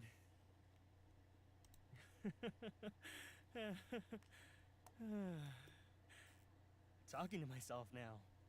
Maybe I'm just going crazy. Maybe I should look for another roommate. Myka yawned as he finished cleaning the last table for the day. This demo is trying to hit every AO3 tag. It is. We need the "but there's only one bed" tag. Today was busy. Customers filled the entirety of the cafe and everyone was rushed off their feet. But he was glad in a way. Being busy is exhausting, but it leaves little time for thoughts other than what's happening in front of you. And after the night he had, he needed that. Hey, stranger. Long time no see. Yeah. Hey, yourself. Oh, he has. He definitely knows stuff. So, what's up? You said you needed to talk. Is something wrong? Yeah, turn out your pockets. Turn out your pockets and give us the frickin' deed you stole. Not wrong, just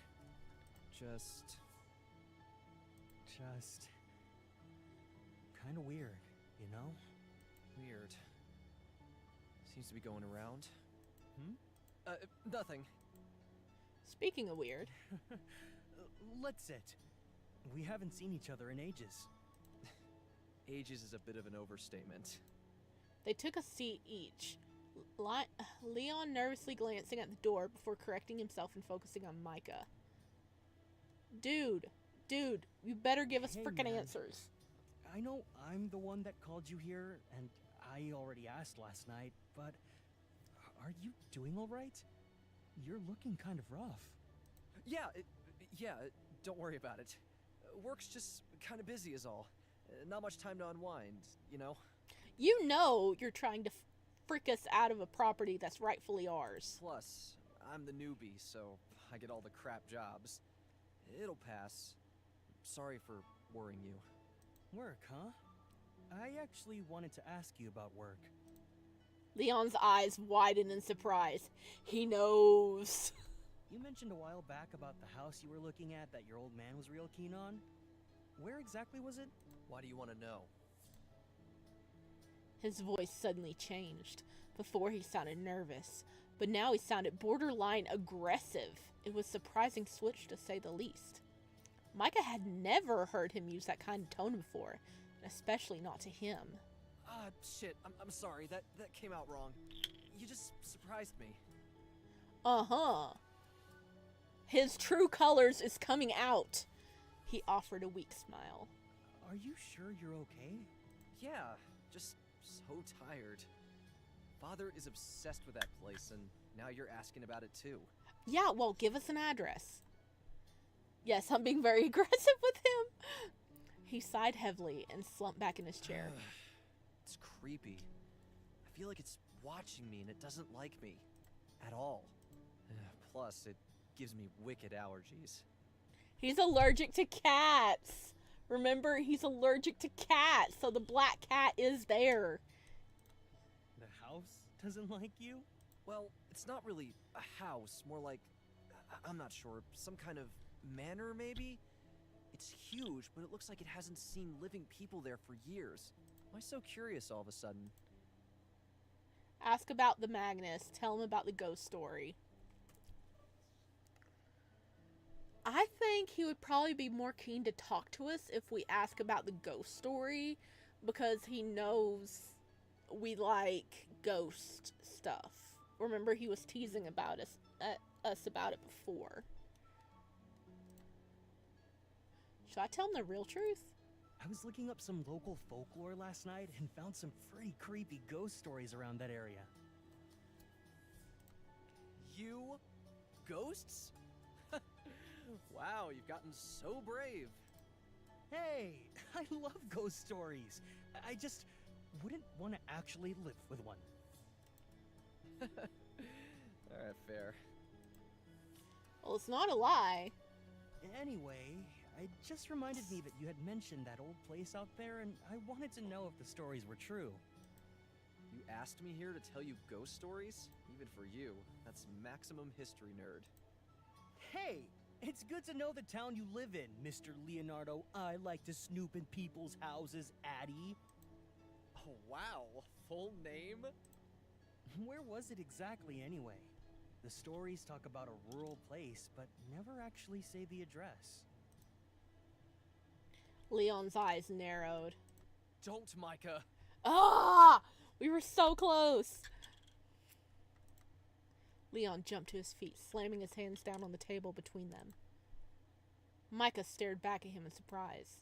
What? What do you mean, don't? Leon, finally realizing his outburst, returned to a seat. You should stay away from that place. It's... He does know then. I was right. Myka waited for Leon to continue, giving him an encouraging smile. Leon sighed, rubbing his temples and giving Myka a pleading look. It's weird. I can't explain it. It feels menacing. Like there's something there that wants to hurt you. The house doesn't like you. Yes, exactly. Ugh. Myka, please, stay away from it. Why don't you give us the address so we know exactly where not to go? He sounded so desperate. Are you sure you're okay? You seem genuinely freaked out by this place. Don't you think you're overreacting a little? I have no choice. It's my job now. I can't disappoint him. Myka frowned. Disappoint who? His dad? Someone else? I have to go, but please, just promise me you won't go there. It's not safe. Give me seemed to flash before his eyes, those same words, always. Myka, promise. No! He was so close.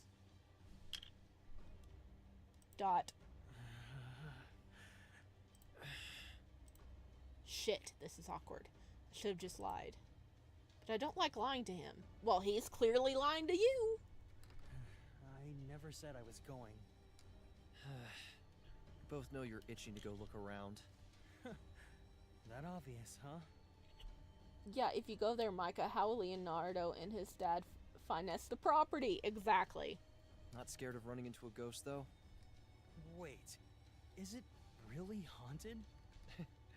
Guess you'll see, won't you? We don't know where it is. An awkward silence passed between them. Leon made no move to leave. Instead, he closed his eyes and exhaled slowly and deeply before exhaling as he opened his eyes. Leon. Shush. What? I have something to give you. And I knew I it! need to apologize for taking it. I was trying to protect you, but I see now it's fruitless. I knew he took it! He's so serious and a bit spooky. Just what is going on here? Out of his briefcase, he pulled a class paper document envelope. A legal envelope. With uncertain hands, Leo pushed the envelope towards Myka across the table. His eyes never left Myka, his anxiety visibly building the closer he pushed the envelope. Myka tilted his head, watching the envelope with confusion.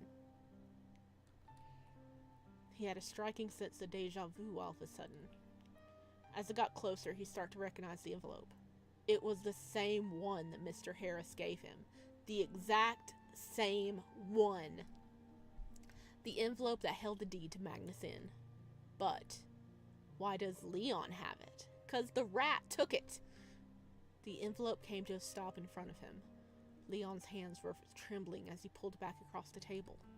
Myka stared at the package in front of him, dumbfounded. Leon?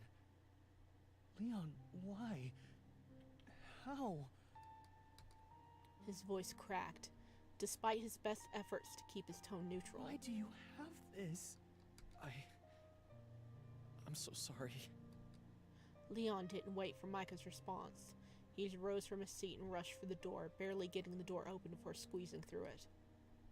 Left in a daze, Myka stared down at the document in front of him. Like a broken string on an instrument, his attention suddenly snapped back as the ring of the door chime sounded. Leon! Wait, no! Come back! Answer me, damn it! Exactly! Rushing to stand, he tripped on the edge of the table. Shit. Freezing, he turned and ground and grabbed the document! Left discarded on the table. Good! Can't lose you again. Had enough trouble getting you back in the first place. Myka rushed to the door, desperately searching for Leon. He was gone. Damn it! The boy got speedy. I will be when I leave that house. You and your dad will be ghosts by the time I'm done with you. After a few hours wandering around in search for Leon, Myka had finally given up. His phone went straight to voicemail. He didn't even respond to any messages. In his rush, Myka hadn't even changed out of his work uniform. It was already late when he got back to the cafe to get changed. He returned to a look of deep concern from Thomas as he was preparing to close for the evening. Myka hadn't realized just how much time he spent looking. Trouble in paradise? Alright, Mai, enough weirdness. Time to tell me what's been going on with you. Mer and I are concerned. Should I? I'm not sure you'd believe me. Hell, I don't even believe me. Try me. You'd be surprised. Myka took a deep breath, preparing himself for how crazy he was about to sound. Okay. I'll tell you. Maybe you can help me figure it all out. Thomas walked over to the front door, turned the open sign to close, and locked it so no one could interrupt. Floor's all yours. Mer's headed home already, but give me a sec to let her know I'll be late tonight, and I'll finish up here later. Let me help tidy up first. You got a deal. Myka and Thomas got to work cleaning and packing down the cafe for the night. It didn't matter what time of day it was, the cafe was always perfectly lit. Myka often found himself losing track of what the daylight was outside. It never failed to surprise him. When Myka had finished with the floors, Thomas was wiping down the bench bar. He sat down opposite of him, absent-mindedly fiddling with the envelope he'd been carrying around all this time. Thomas waited patiently for him to speak. Okay, so I guess I should start with some background context, or else this is going to make no sense at all. The mysteries of Myka revealed? I'm all ears. Well, you know, I was raised by my aunt, yeah? Caroline? I've heard a thing or two. Well, she's all I've ever really known of my family since she picked me up at the hospital as a kid. How old are we talking here? 8 or so, I think. Thomas made a face that could be only read as "you poor thing." Anyway, I had this letter growing up. A letter she didn't know about. Addressed to me from an Edwin Riley. I don't really recognize the name, but it feels special to me, you know? I have this one memory from before the accident, whatever it was, that landed me in the hospital. I'm pretty sure it's my dad, but all I can see is a blurry face in the rain. You don't know what the accident was? Am I the only one who suckered for Myka's hairstyle? I love characters with that exact hairstyle. It is a nice hairstyle. I like it too. Nope. And Caroline would never talk about it. Must be tough. A few weeks ago, I got a call looking for Edwin Riley. The man on the phone said he had something for him, and when I told him that was my dad, he agreed to meet me here. That's the Vanishing Man. Yeah, that's right. A lawyer named Arthur Harris. We met here and talked a bit before he gave me this. He laid his hands on the document in front of him. It's a deed to a property on the outskirts of town called Magnus Inn. And a letter addressed to me from Gregory Riley. It says that he's my grandfather and he's left me his inn as inheritance. It also says I'm in danger, but he doesn't need to know that bit. When I went to ask him more, the man was gone. An exasperated laugh escaped Myka. But apparently, no one else saw him. So I still don't know what to think about that. Arthur Harris. Are you sure that was his name? He frowned.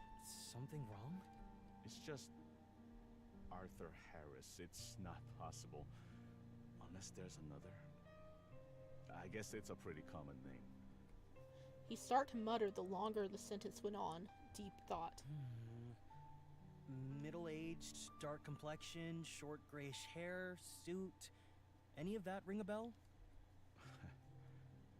Sure sounds like him. Oh. Myka, Arthur Harris. He was indeed a lawyer. And he looked exactly how you described him. But he died 15 years ago. Oh, it was a ghost. What? But... Myka's head was spinning. He was my godfather. Great man. A little weird. And he did know a Gregory Riley. They were great friends, in fact. He stayed often at the establishment Gregory owned, although I never knew where it was. But that's... Not possible. I did say you looked like you had seen a ghost. Myka went pale, all the blood draining from his face. A ghost? But he gave me this. This is real. Leon had it. Yeah, about that. How did Leon have it? What happened this afternoon? He stole it. That's why I've been looking for him. He buried his face in his hands, full of concern. The first and last time I saw it was the same day it was given to me. But then I collapsed and I lost track of it. You gave me back the letter, but the deed was gone. The letter was on the table you were at when Leon left with you, but there was nothing else. You mean to tell me a ghost went to get the deed, and got his hand on a phone and even invited someone to a cafe? Yes, he did. That's a very active ghost. Maybe he picked up the deed? He said there was nothing there, though. Why would he lie? He must have. Well, as I see it, there's only one thing to do. Find Leon? No, go to the freaking location. Go to Magnus. See? Myka looked up in shock. Go to Magnus? Why not? You won't find your answers stressing around here. You're right. Everything seems to lead back to that place. Leon begged me to stay away from it before he bolted, but I have to see it for myself. A firm hand clasped on his shoulder. Be careful, Mai. But do what you gotta do. I don't understand any of this. It seems impossible. The hand squeezed. And yet, it's very real to you. I can't explain it, but somehow you know about the Arthur Harris I knew. and it seems tied to your family. So, go figure out your mysteries. We'll be okay here without you for a while. He's really too good to me. Myka had always been grateful to Thomas and Mary. They had looked out for him even before he started working at Merriment. He really didn't know what he did to Fluke, such amazing people. Fluke? That is not the right word for that sentence. Fluke is like scamming. Poltergeist activity? Yeah, exactly. He would never be able to adequately express how grateful he was to know them. Thank you, Thomas. You have no idea how much you and Mary mean to me. I'm glad to hear it. We're always here if you need us. You know where we are, and if you need us, we're just a phone call away. The hand moved from his shoulders to the top of his head before enthusiastically ruffling his hair. Myka laughed and attempted to escape the hand, but it was no use. Can I help finish close up? I feel terrible for keeping you here so late with my problems. It's all good, Mai. You run on home and get yourself sorted. I'd wager you have an experience waiting for you tomorrow. Let me just say, Myka, whatever, is like the most unrushed guy. Yeah, I would be like running to the address now. I'd be like grabbing McDonald's on the way and go to the address now. And apparently he's gonna go tomorrow. No, don't ruin his hair. Right. Well, thank you, Thomas, for everything. He getting his hair ruffled. Good night, Myka. Night. As Myka collapsed on his bed, he pulled out his phone and stared at the screen. Still no reply from Leon. Absolutely nothing. Yeah, the coward is not going to respond to you. Myka sighed and dropped his phone back down to the bed next to him. He hadn't had a return of the nightmare from the previous night, but maybe that was just his pure exhaustion and lack of ghost stories. He really shouldn't read ghost stories. He knows how anxious they make him, but he loved the history and lore behind them so much. He didn't know why ghosts in particular made him so nervous. He had never had a reason to be afraid of them. That he remembered anyway. He had done all he could for now. You freaking talk to a ghost, boy. I think you're okay. Tomorrow would be interesting. Just what would he find?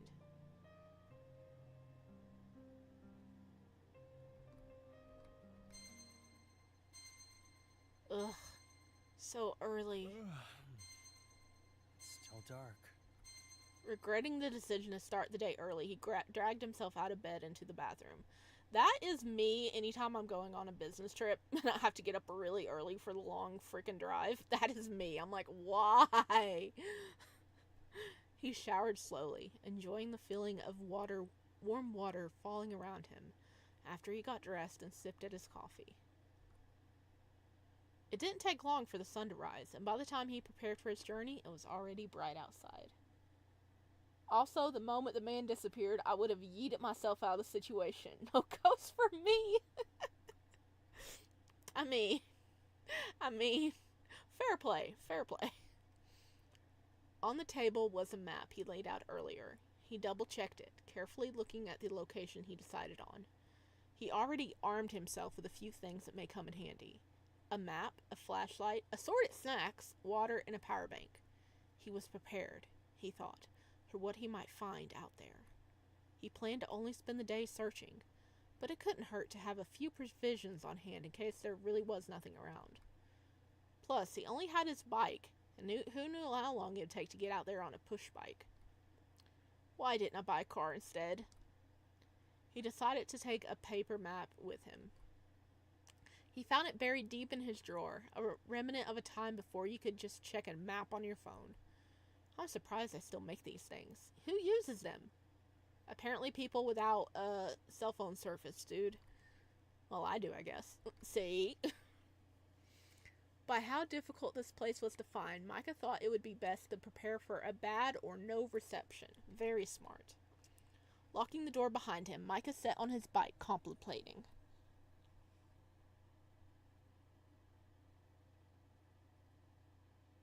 This is a good idea, right? What's the worst that could happen? He needed answers, and this building seemed to hold them. I just wish Leon would respond to my messages. What's gotten into him? 2 hours by bike. He was grateful for the foresight to take water with him. 2 hours! I would be buying brass knuckles to fight Leon, then go to the location. Yes. We gotta find Leon first is the problem. The further away from the city he got, the more the spread out buildings became. He expected sweeping farmland or something, but instead the tree line just got closer and denser the further he went. The city didn't have this much greenery. He had never been out this way before. He wondered why. It was still a city, but greener. The buildings older. He liked it a lot. It looked different, yes, but more than that, it felt different. Like it had the soul of its own. Time seemed to pass quicker with the scenery.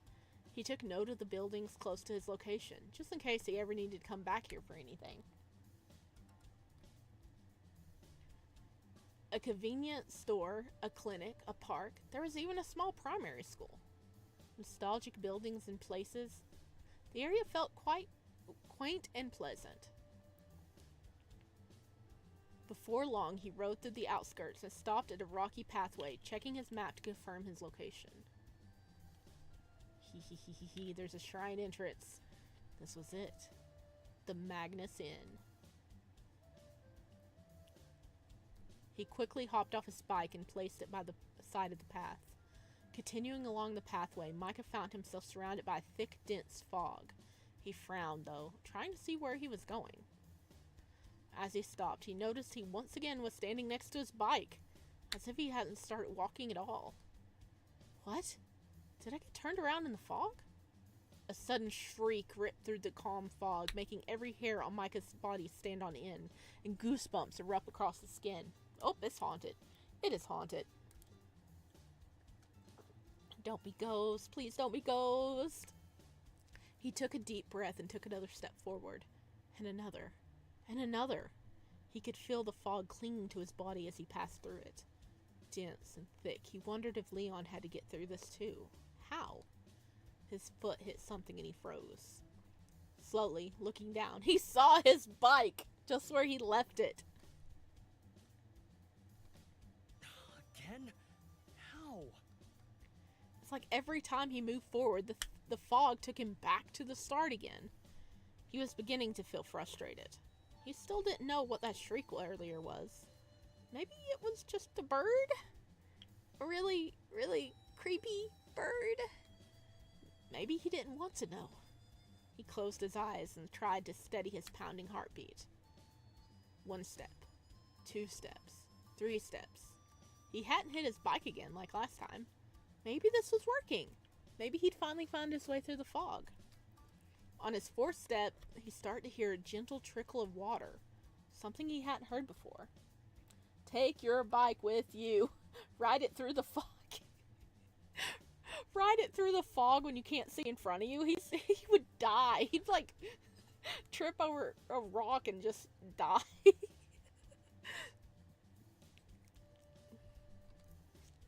Then his foot once again hit something hard. But this time, it didn't feel like his bike. He dared to open his eyes. Stairs. Huh. I guess that worked. He attempted to peer through the slightly thinning fog to see where the stairs could be leading. His attention, however, fell firmly on the foot of what could only be a tree.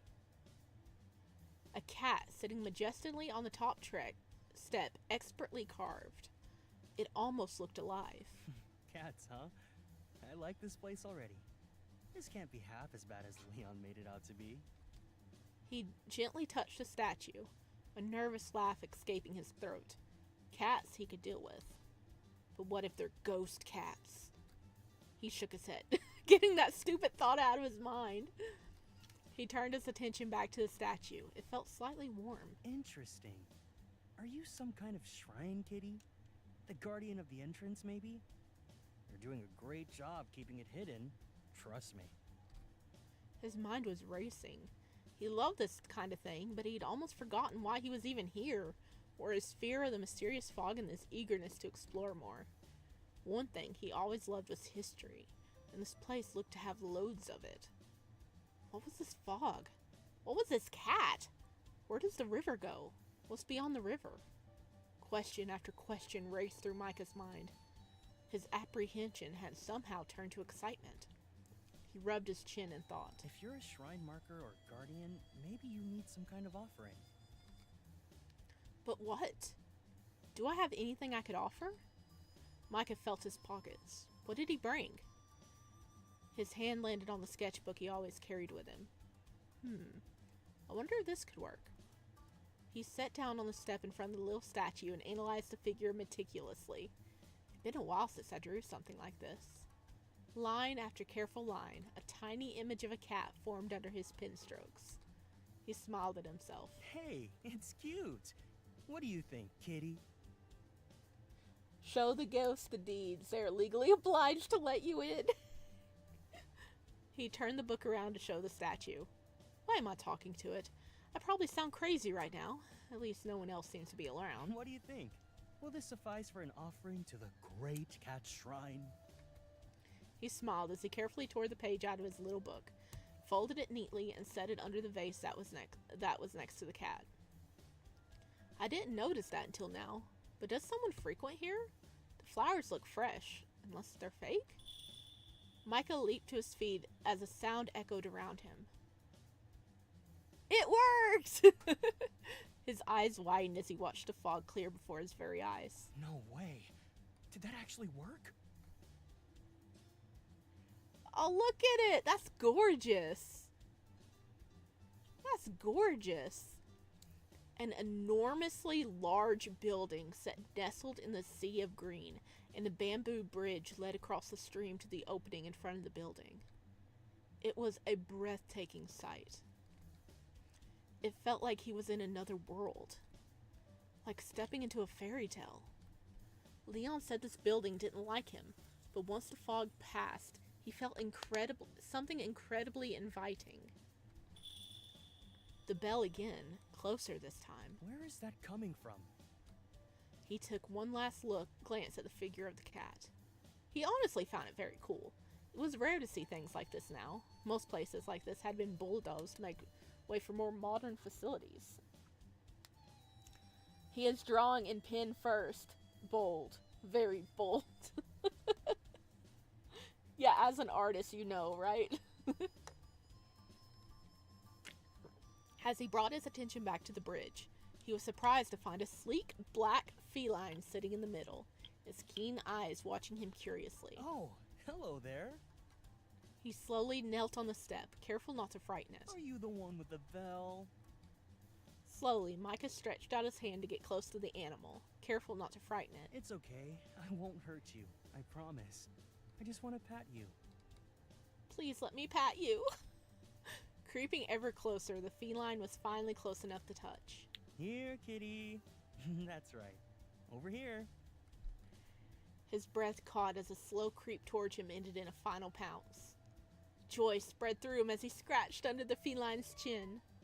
Oh, there's a little meow. Oh, such a good kitty. Yes, you are. Enthusiasm was all that could describe the cat's response to him. It excitedly purred and affectionately headbutted his hand every time it lifted from Myka's fingers, left its silky fur. I love cats. I never expected to find one so friendly all the way out in a place like this. Maybe this is my lucky day after all. You're so pretty, but I bet you know that. Oh, so it's not you? Then what? Who? The chime of the bell sounded like it was surrounding him, close, less impossibly distant. He is so calm. I can't, nature just blended in front of your eyes. Yeah. Yeah, I did. He's chill, but hey, there is a cat. There is a cat there that needed to be petted. That took all the attention. Okay? I'd be the same way. I'm like, kitty. Just focus on the cat and then go back to, oh yeah, other things were happening. The kind of sound that could be a threat, and yet he felt no malice, no force of any kind. Instead, it sounded annoyed? Hey, where'd you go? Damn, the bell must have scared it off. No, kitty, come back. He stood from his kneeling position, brushing off his pants. I wonder where it went. I was kind of disappointed it ran away, honestly. No wonder Leon felt unwelcome here. With cats guarding the place, it's misery central for him. He checked his phone out of habit, but wasn't surprised. No signal. Yeah, I thought as much. Carefully, he took steps across the bridge, watching the slow flow of the river below him. As he approached the building, he was surprised to find it looked ever more beautiful from close. He wondered just how big it really was. From the outside, it seemed rather large. Again, it sounded like it was directly in front of him now. The building is calling to you. Was it trying to lead him somewhere?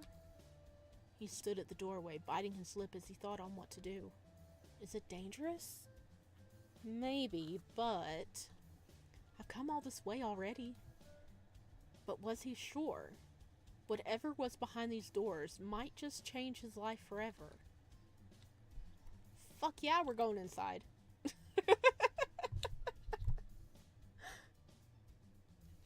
He took a deep breath. Ghost cats or not, no chickening out now. He took a step forward. All right, let's do this. This is what I came here for. He reached forward to knock on the door. Hello? Is anyone home? I don't think anyone lives here, but the cat looked well looked after. And there was that flower in the vase, so someone must come here, right? It'd be impolite not to knock. The door before him swung open. Okay? Oh god. Please don't tell me you're some kind of ghost cat and I'm about to get eaten. That is not the way I want to go, as much as I like cats. He felt sick. He squeezed his eyes shut as he braced himself. Of all things, taken out by a ghost cat. I mean, that's a good way to go. Huh? Meow. Ooh, that's lovely. A large black cat sat proudly on the doorway, its tail flickering happily side to side. Its large purple eyes looked at him expectantly. We saw him in our dream. Myka felt all the tension in his body release at once, falling to his knees laughing. You scared me half to death, you silly cat. The cat strutted over towards him, stepping up onto his lap and licking him on the forehead. This was a familiar sensation.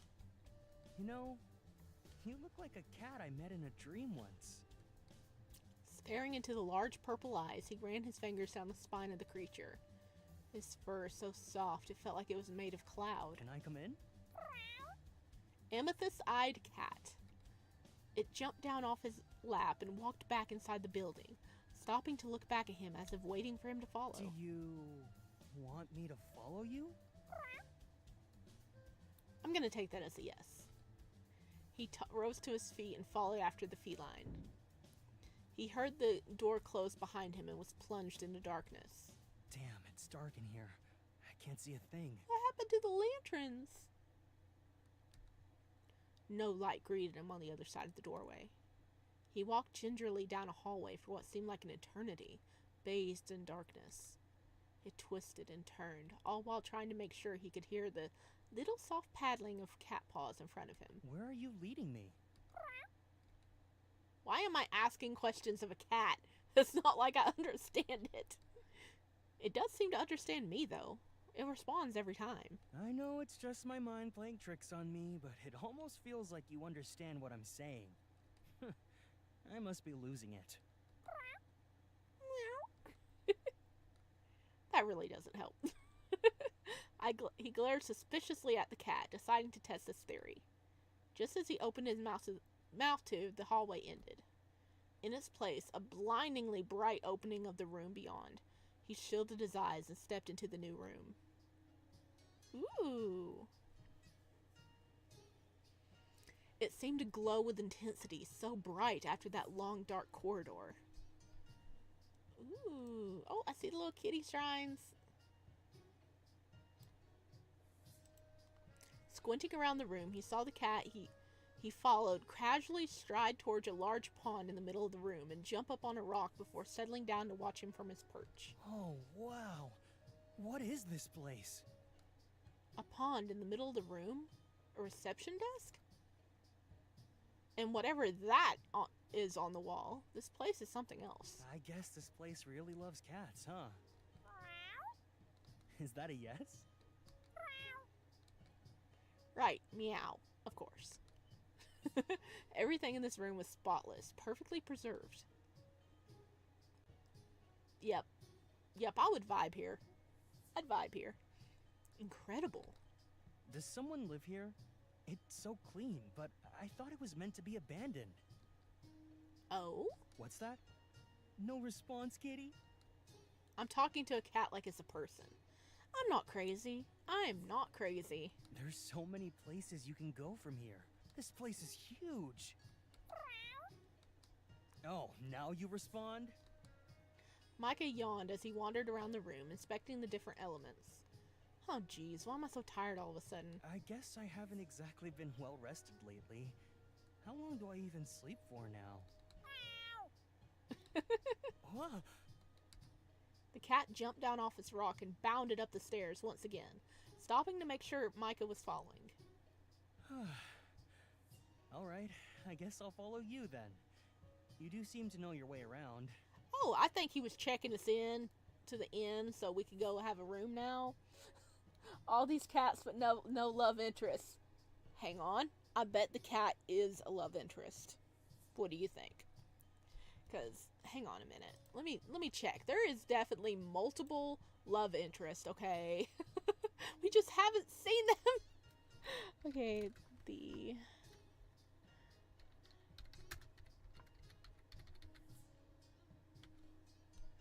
let me see, how many... Yeah, the picture has, like, at least 3 guys on it. Okay, that one's Leon. Okay, I recognize him now. That one's Leon. And then there's the horned guy we faintly saw in the dream. He's on here. And then there is a mostly naked guy with cat ears. So. Okay, so I think we have 3 love interests. 3 romanceable love interests.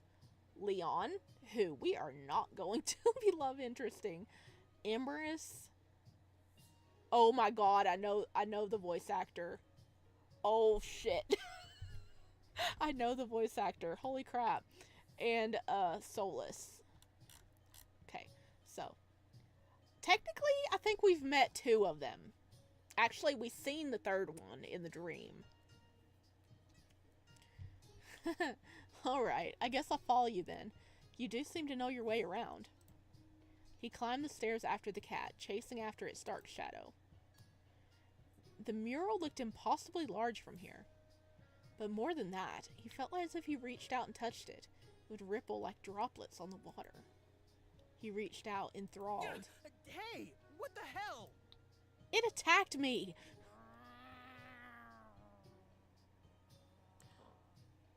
Okay, don't touch the picture. The hair was raised along the spine of the cat and his tail fluffed to a ridiculous degree. Okay, note to self, don't touch the picture. Alright, I'm sorry. I won't touch it. Promise. The fur slowly flattened once more and the threatening growl dulled. Myka rubbed his wrist. Damn, I've seen cats with quick reflexes before, but that was insane. It's only a small scratch, but I'll have to make sure it doesn't get infected or something. Who knows where this cat has been? The cat continued up the stairs, back to normal. It's like, don't touch the picture of my ancestors. Another winding path later, and finally came to a stop in front of an elaborately decorated sliding door. Oh, he's back to being an innocent little kitty. You want it open? Alright then. I hope this doesn't belong to someone. Prepared this time for the potential of yet another blinding light, Myka made to shield his eyes as he cautiously slid open the door. But he didn't need to. The room was shrouded in darkness. Ooh! I love this, like, Japanese style. The old Japanese style. It's really nice. As Myka followed, a delicate scent began to fill the space, and a tiny flickering light came to life in the middle of the room. Coupled with the moonlight streaming through the open side doors, it gave the room a hypnotic glow. I didn't expect this place to be so night. Wait a minute, it's already midnight? Or dark? I mean, dark? Because moonlight's coming in? As his eyes adjusted to the dim light of this room, he noticed the open doors to the side of the room. There's a garden? Are we outside now? Didn't we go upstairs? The scent from earlier enveloped him. Despite never having been in this building before, let alone this room, he felt so comfortable. The longer he spent smelling that scent, the more relaxed he got. This smell. Honey? Tearing his vision away from the glowing garden outside the room, he slowly made his way to the bed the cat now lounged on. Like, is this my bed? Okay, being demanding. This cat. All right. Bossy little thing, aren't you? It's like, hello, this is my job. I work at this inn. I am checking you into your room. Thank you very much. Myka laughed. Talking to the cat had gone from bizarre to oddly comforting. His hand finally felt soft fabric. He sat down slowly, weary of the room he was in, even as he surrendered to its comfort. Oh, damn. This is comfy. You know, kitty, I just might never leave this place. It sounded excited. That was a bit disconcerting. Lost in thought about the comfort of the bed, Myka jumped when a small tickle touched his scratch list. Whiskers. Oh, it's just a little scratch. It's okay. It's my fault anyway. It nudged its arm affectionately, purring loudly as it did so. Guess it feels bad, which is a ridiculous notion. Hey, I've had my cats kind of apologize for hurting me before. But it wasn't today. Wasn't today full of ridiculous notions? Myka yawned again, worn down from his travel. Oh man. Whatever's in that candle is making me so sleepy. The cat offered no response but a gentle lick to his wound. I guess it's probably fine if I just take a quick nap. All right, go to bed, sleepy boy. Quick nap. Yeah. Removing his shoes and jacket, he lay down. A soft pressure on his chest soon followed. He was barely able to finish disregarding his articles of clothing before his eyes closed and he knew no more. Heavy. What is that? Yes! Yes! There's the kitty boy! A heavy pressure weighed down on Myka's entire body, a soft tickle on his neck. Kind of like breath. Myka's eyes snapped open. Look at him, the kitty is so happy. It only took a few moments to see what was pinning him down. A man, a fully grown man, face down, nuzzled into Myka's neck. One hand creeped up the side of Myka's shirt and the legs curled around him. His breath tickled Myka's clavicle as he slept soundly, seemingly, look at the tail, seemingly undisturbed by Myka's shocked awakening. Yes, nagging wife unlocked. Myka tried to move out from under him, desperate to escape without waking the man to avoid confrontation. His grip on him tightened, hands sliding further up Myka's chest. The most shocking thing, however, came in addition to his movement. The man was completely naked. Panic and confusion gripped Myka. What the fuck?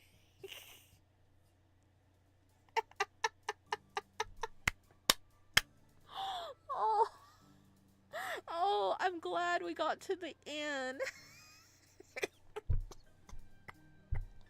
Oh, man. Oh, no. That was the way to end it, though. Oh, man. Oh. See, it has the voice actors of what was used in here, but it has the official voice actors of, I guess, the other love interest. Tiki. What is it? There they are. That's the picture on the page. There's Leon. There's Amorous, I think his name is, and there's Solus. We didn't scrap with Leon. I'm pissed. Next time. He ran away from us. He ran away from us. When we catch you, boy. He ran away from us. But these are the 3 love interests. I am leaning towards these 2. A lot of the cat right now. But apparently, according to the page, the official page, the voice actor of Emrys, the black-haired one with the ears, is Michael Kovac. What the heck? You know who Michael Kovac is? That is the original voice actor of Angel Dust from Hazbin Hotel. He was the voice actor for the pilot and the Addicted song. That is amazing. I really want to hear him talk. He doesn't have long hair. He's already at a disadvantage. Yes. I go for the long hair, boys. And Solus is voiced by Darius T. Jackson. I don't recognize that name right off the bat, but I was just like, Michael Kovac? So I kind of have an idea about what he might sound like, but I'm like really excited to see what's happening. But there they are. Thank you for playing the demo for In Between. We heartedly, probably wholeheartedly, thank all of our players for your patience and excitement over our long development. If you'd like to follow our development, please consider supporting us on Patreon.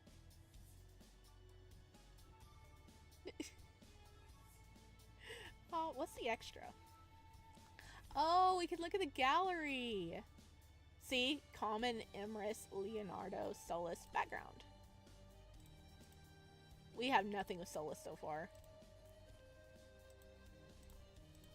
But just the common route. Look at that! He's so happy with himself too. Oh, look how fluffy he is. Credits?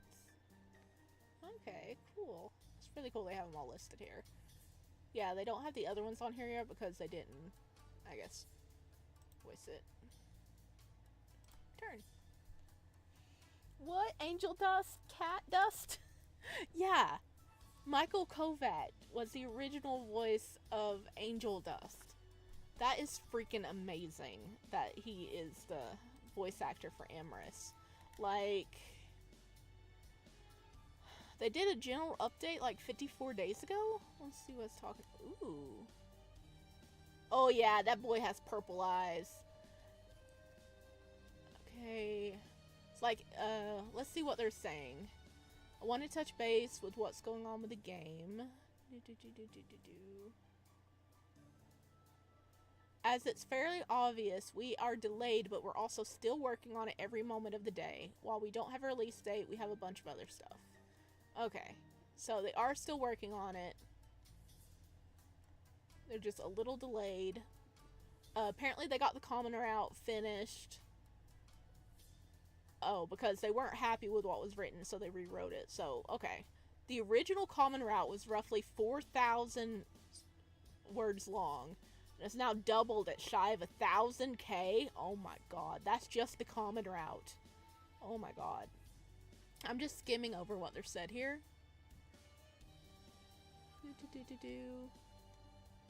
The full common route will be released soon. Okay, that's probably what we just played. Alright. That's pretty cool, though.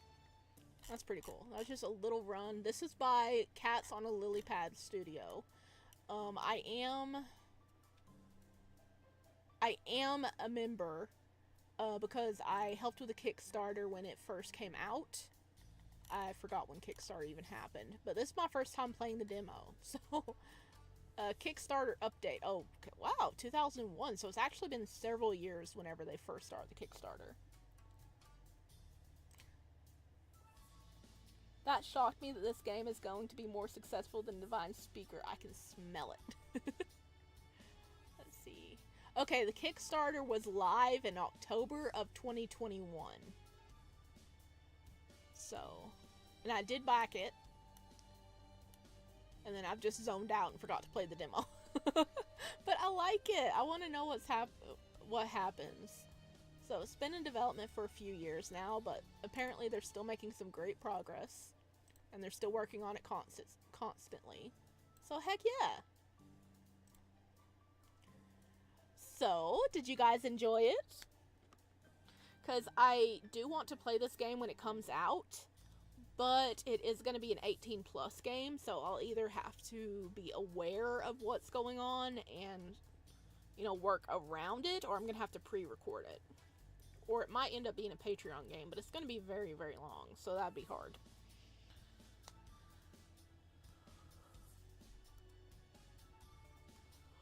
Whew. 2.5 hours, not that bad. I'm glad we finished the entire demo in one go.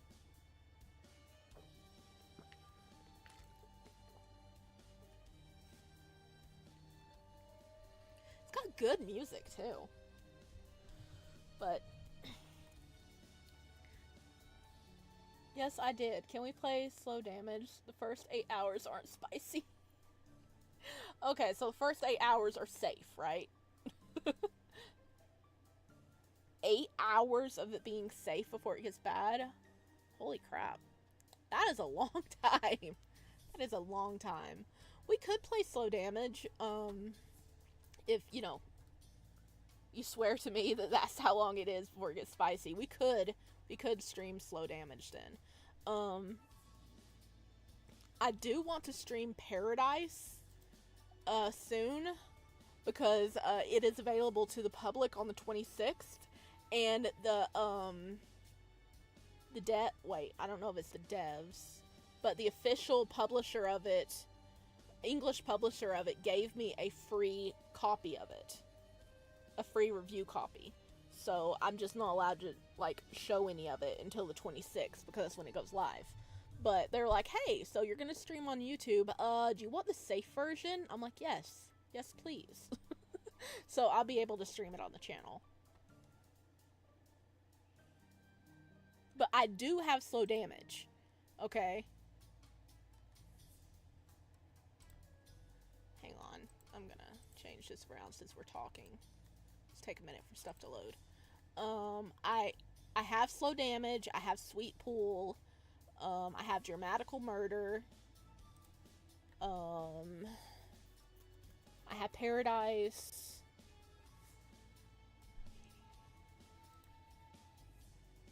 So yeah. How long is sweet pool? I'm doing investigations now.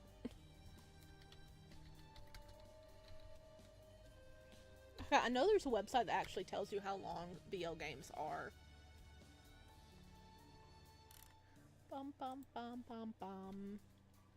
I'd like to play Togano no Chi too.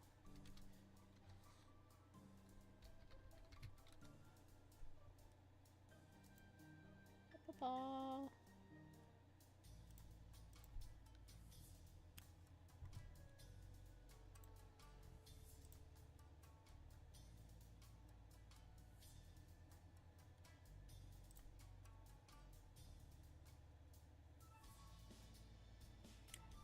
Hi, I'm loading up my avatar. It's taking a second to load in.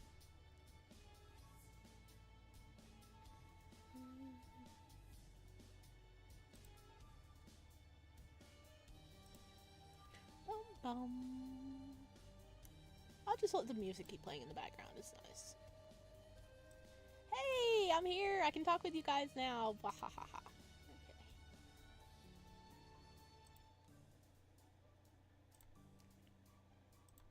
There we go. Hi! I'm not a huge fan of dramatical murder. To be honest, I tried to get into so bad, but I was so boring in my opinion. Slow damage is more entertaining. Love a self-destructive MC. Okay. Okay. That's a good import. Because I actually haven't played that much of Dramatical Murder. I just know it's like really popular with a lot of people. This is a good music. I like this. I think I have the OST, or I'm going to have the OST. I have the OST for Nightshade. Oh, I need to finish Nightshade. I forgot about that. But let's see. How long is... 20 plus hours. Alrighty then. Sweet Pool is 20 plus hours long. Alrighty then. It's a Nitro Child title, which is, so it's by the same people who did Dramatical Murder. I like the art style for it. It's really nice.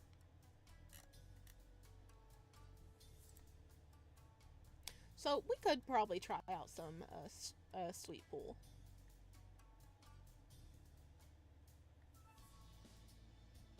Let's see.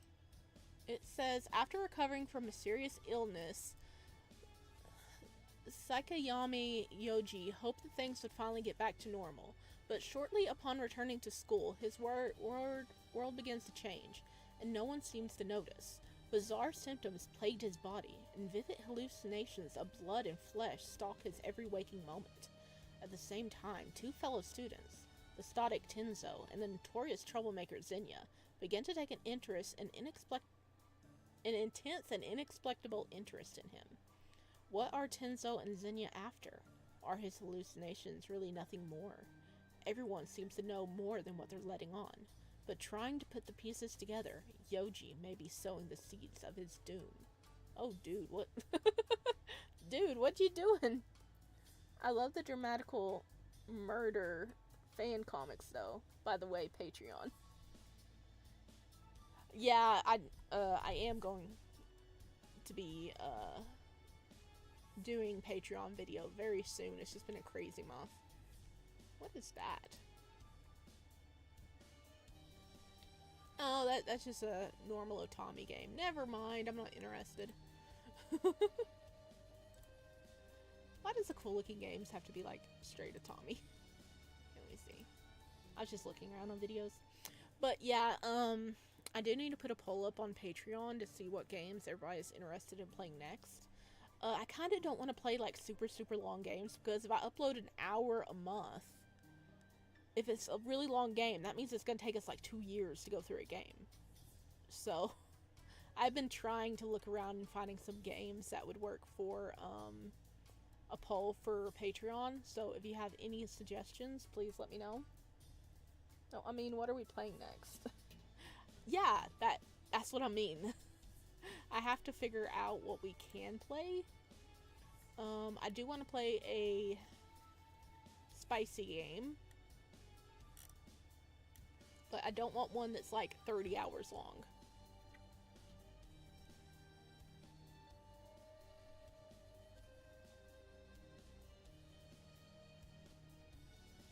I know Symbiote has a new After Story one that I think is spicy.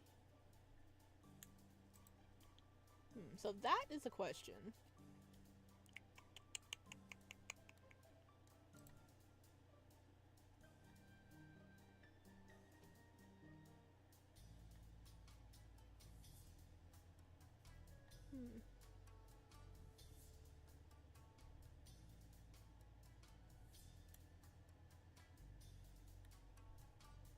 So I'll have to look around and try to find it, because I've been trying to hunt down some short, spicy games. It's kind of hard.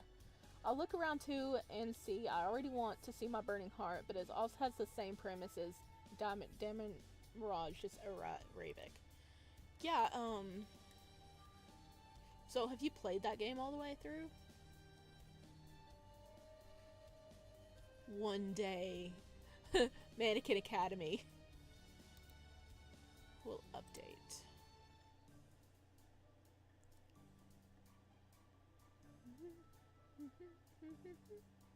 Okay, the Symbiote Reunion. That's the new one. Let's see. Oh. Oh, that's spice. Yep. I'm looking at the picture and I'm seeing the full nether regions here. So that is really a contender. Let's see.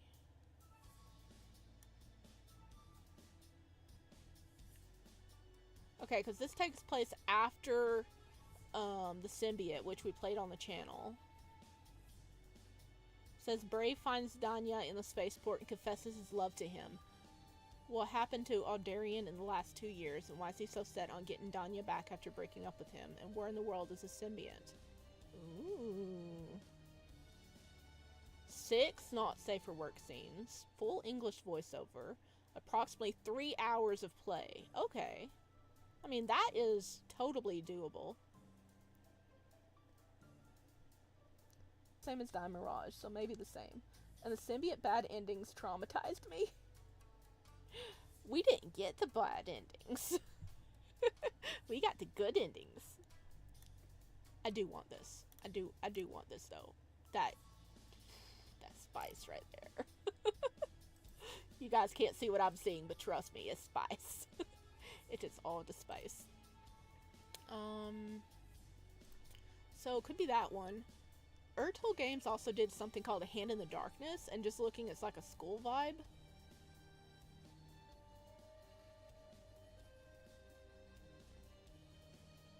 $100,000 words. This visual novel doesn't contain not safe for word, but it includes graphic, detailed descriptions. Okay, it doesn't have pictures, but it has descriptions.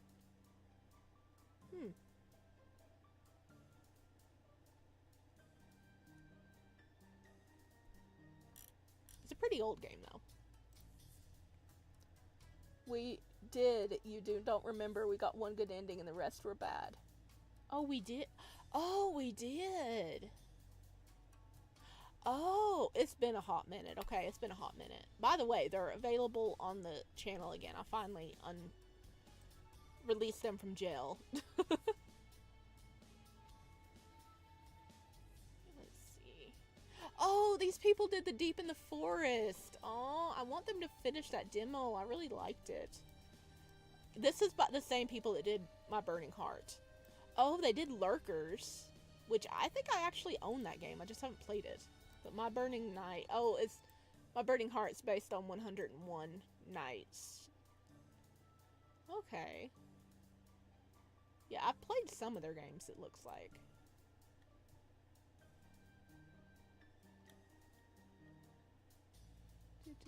Okay, that's a 15 plus.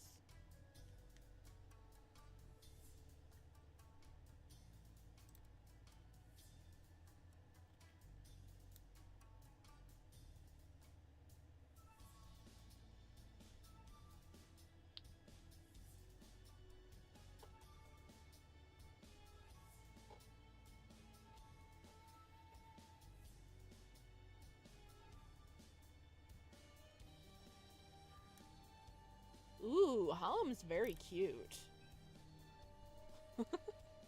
Okay, so Symbiote Reunion, My Burning Heart are two possible ones. And I think there was one called The Dead Forest. I think I have. Let me check it. Because I have a lot. I'm pretty bad about hoarding games. So I will buy games when they're on sale and then just not play it. Okay, what was it? Dead Forest, yeah. Let me see. Store page? I don't think it would be explicit though, because I'm getting it through Steam.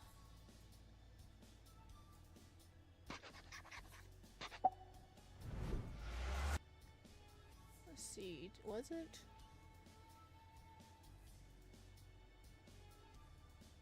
Okay, it has 4 characters. Oh, the developer described the content like this. This game may contain content that may not be safe for work, suitable for all ages. Blood, gore, violence, nudity, sex with consent, and death. My Burning Heart, you'll probably recognize a certain voice actor from the Vine speaker voicing another whore. Oh no. Oh god, but Dead Forest is Loki knows the fate of the outcast firsthand. Beastmen disappear, they're close to him. To break this curse, Loki travels to the Dead Forest, a place from which no one has ever returned. But who will be the key to the secrets of his fate, the mysteries of the forest? A shaman and a keeper of destinies, a ghost of the past, or a young magician who lost his way home, and who was the mysterious stranger Claude accompanying Laki on his journey? Because the art's pretty cute. A lot of like animal boys, but they're cute animal boys. Ooh, is that like a bird animal boy? I'm like sitting here talking like you guys can see what I'm looking at, which I know you can't. Oh, look at the baby kitty. Okay. I do have Hadaka Shiiji, which is called Naked Butlers. In the full service demo. So we have a lot of possibilities of what we can play. But I think I'll more likely make a poll, and so people can vote what they want to play. Because I think the Toganu no Chi is like... mine is censored, I think. Okay. So I will end up like making a poll so people can like vote on what they want over there, I think.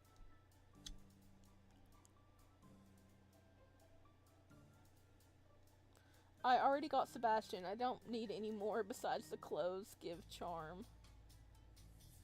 Oh, the butler? Yeah. Wait, what did... Oh, and then I have like... Oh, Maelstrom. I forgot about this novel. Oh no.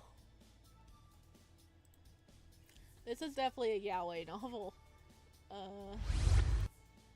Disgraced soldier Dimitri is exiled to Siren, a dangerous work devoid of women. Earthlings are smaller and weaker than the violent men of Siren.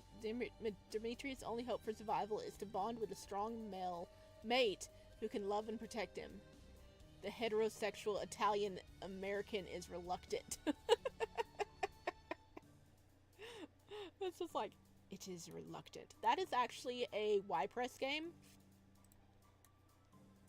The art is really pretty because they got, I think this is Danny and Danny art. Actually have manga by these people. It's very pretty. I actually probably need to show you guys what it looks like. How many things have you forgotten about? I don't buy another game until I finish it. I have hundreds of games. I have a problem. A lot of them are like free from like Itch.io, but then I've bought some from Itch.io, and then I buy them from Steam when they go on sale. This could be a contender. I mean, let me find a picture here.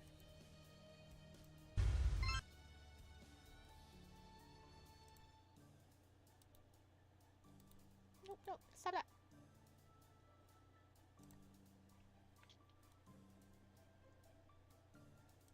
Okay, hang on. Let me share this picture.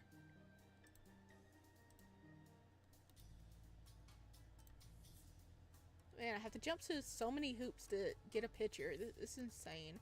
I'm gonna share it here. Hang on.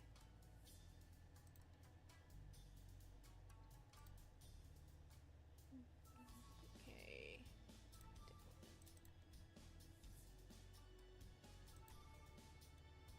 No, I don't want it that big. Oh my goodness. No! That's way too big. It's way too big! Okay, go up here. Gay boy, go up there. No! Not that. Oh my gosh. Oh my gosh. This one.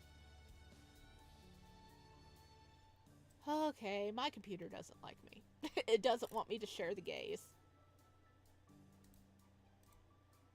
Oh, there it is. It's very, very small. Look!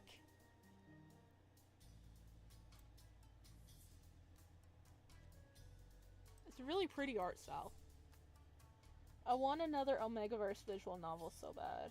There is another one. I forgot what it was, but I did find another one. But this is a picture from the Maelstrom visual novel. I like the art style. I actually have like manga by these people.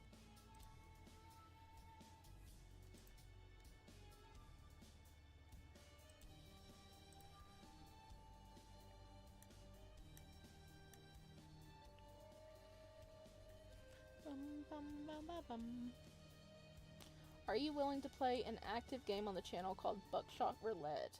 I bought the game, but since I don't have a Windows anymore, I couldn't play it. Oh yeah, you have Mac now. I don't even know about that game. But the art style is so pretty for this, so I think I might add this to a possibility. Oh, there's a strategy guide. Well, that's nice.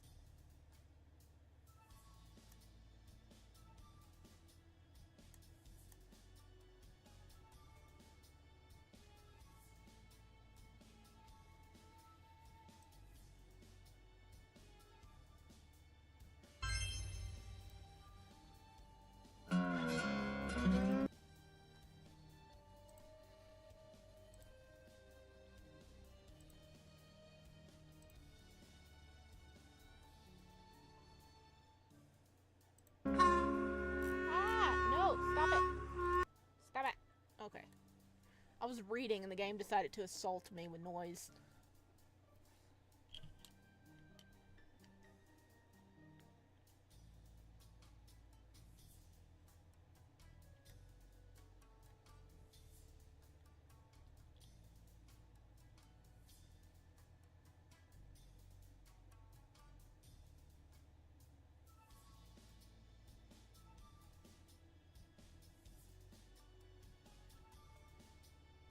Okay. Okay, sorry, I got distracted.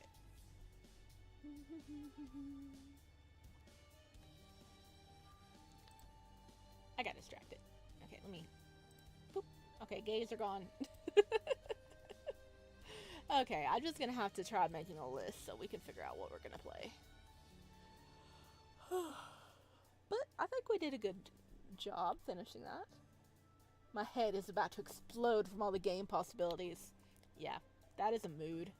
That is what I feel like every time I'm trying to pick a game to record. I'm like, I just get overwhelmed. I'm like, I need to play this, but this is shorter, but this looks cute, and it is very overwhelming.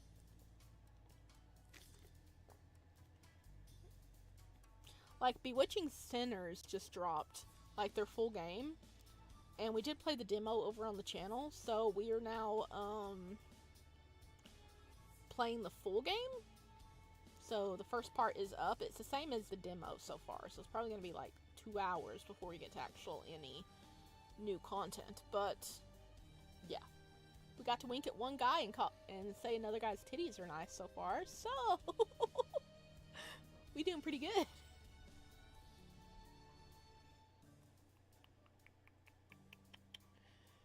Oh, way! We've been streaming 3 hours! Heck yeah!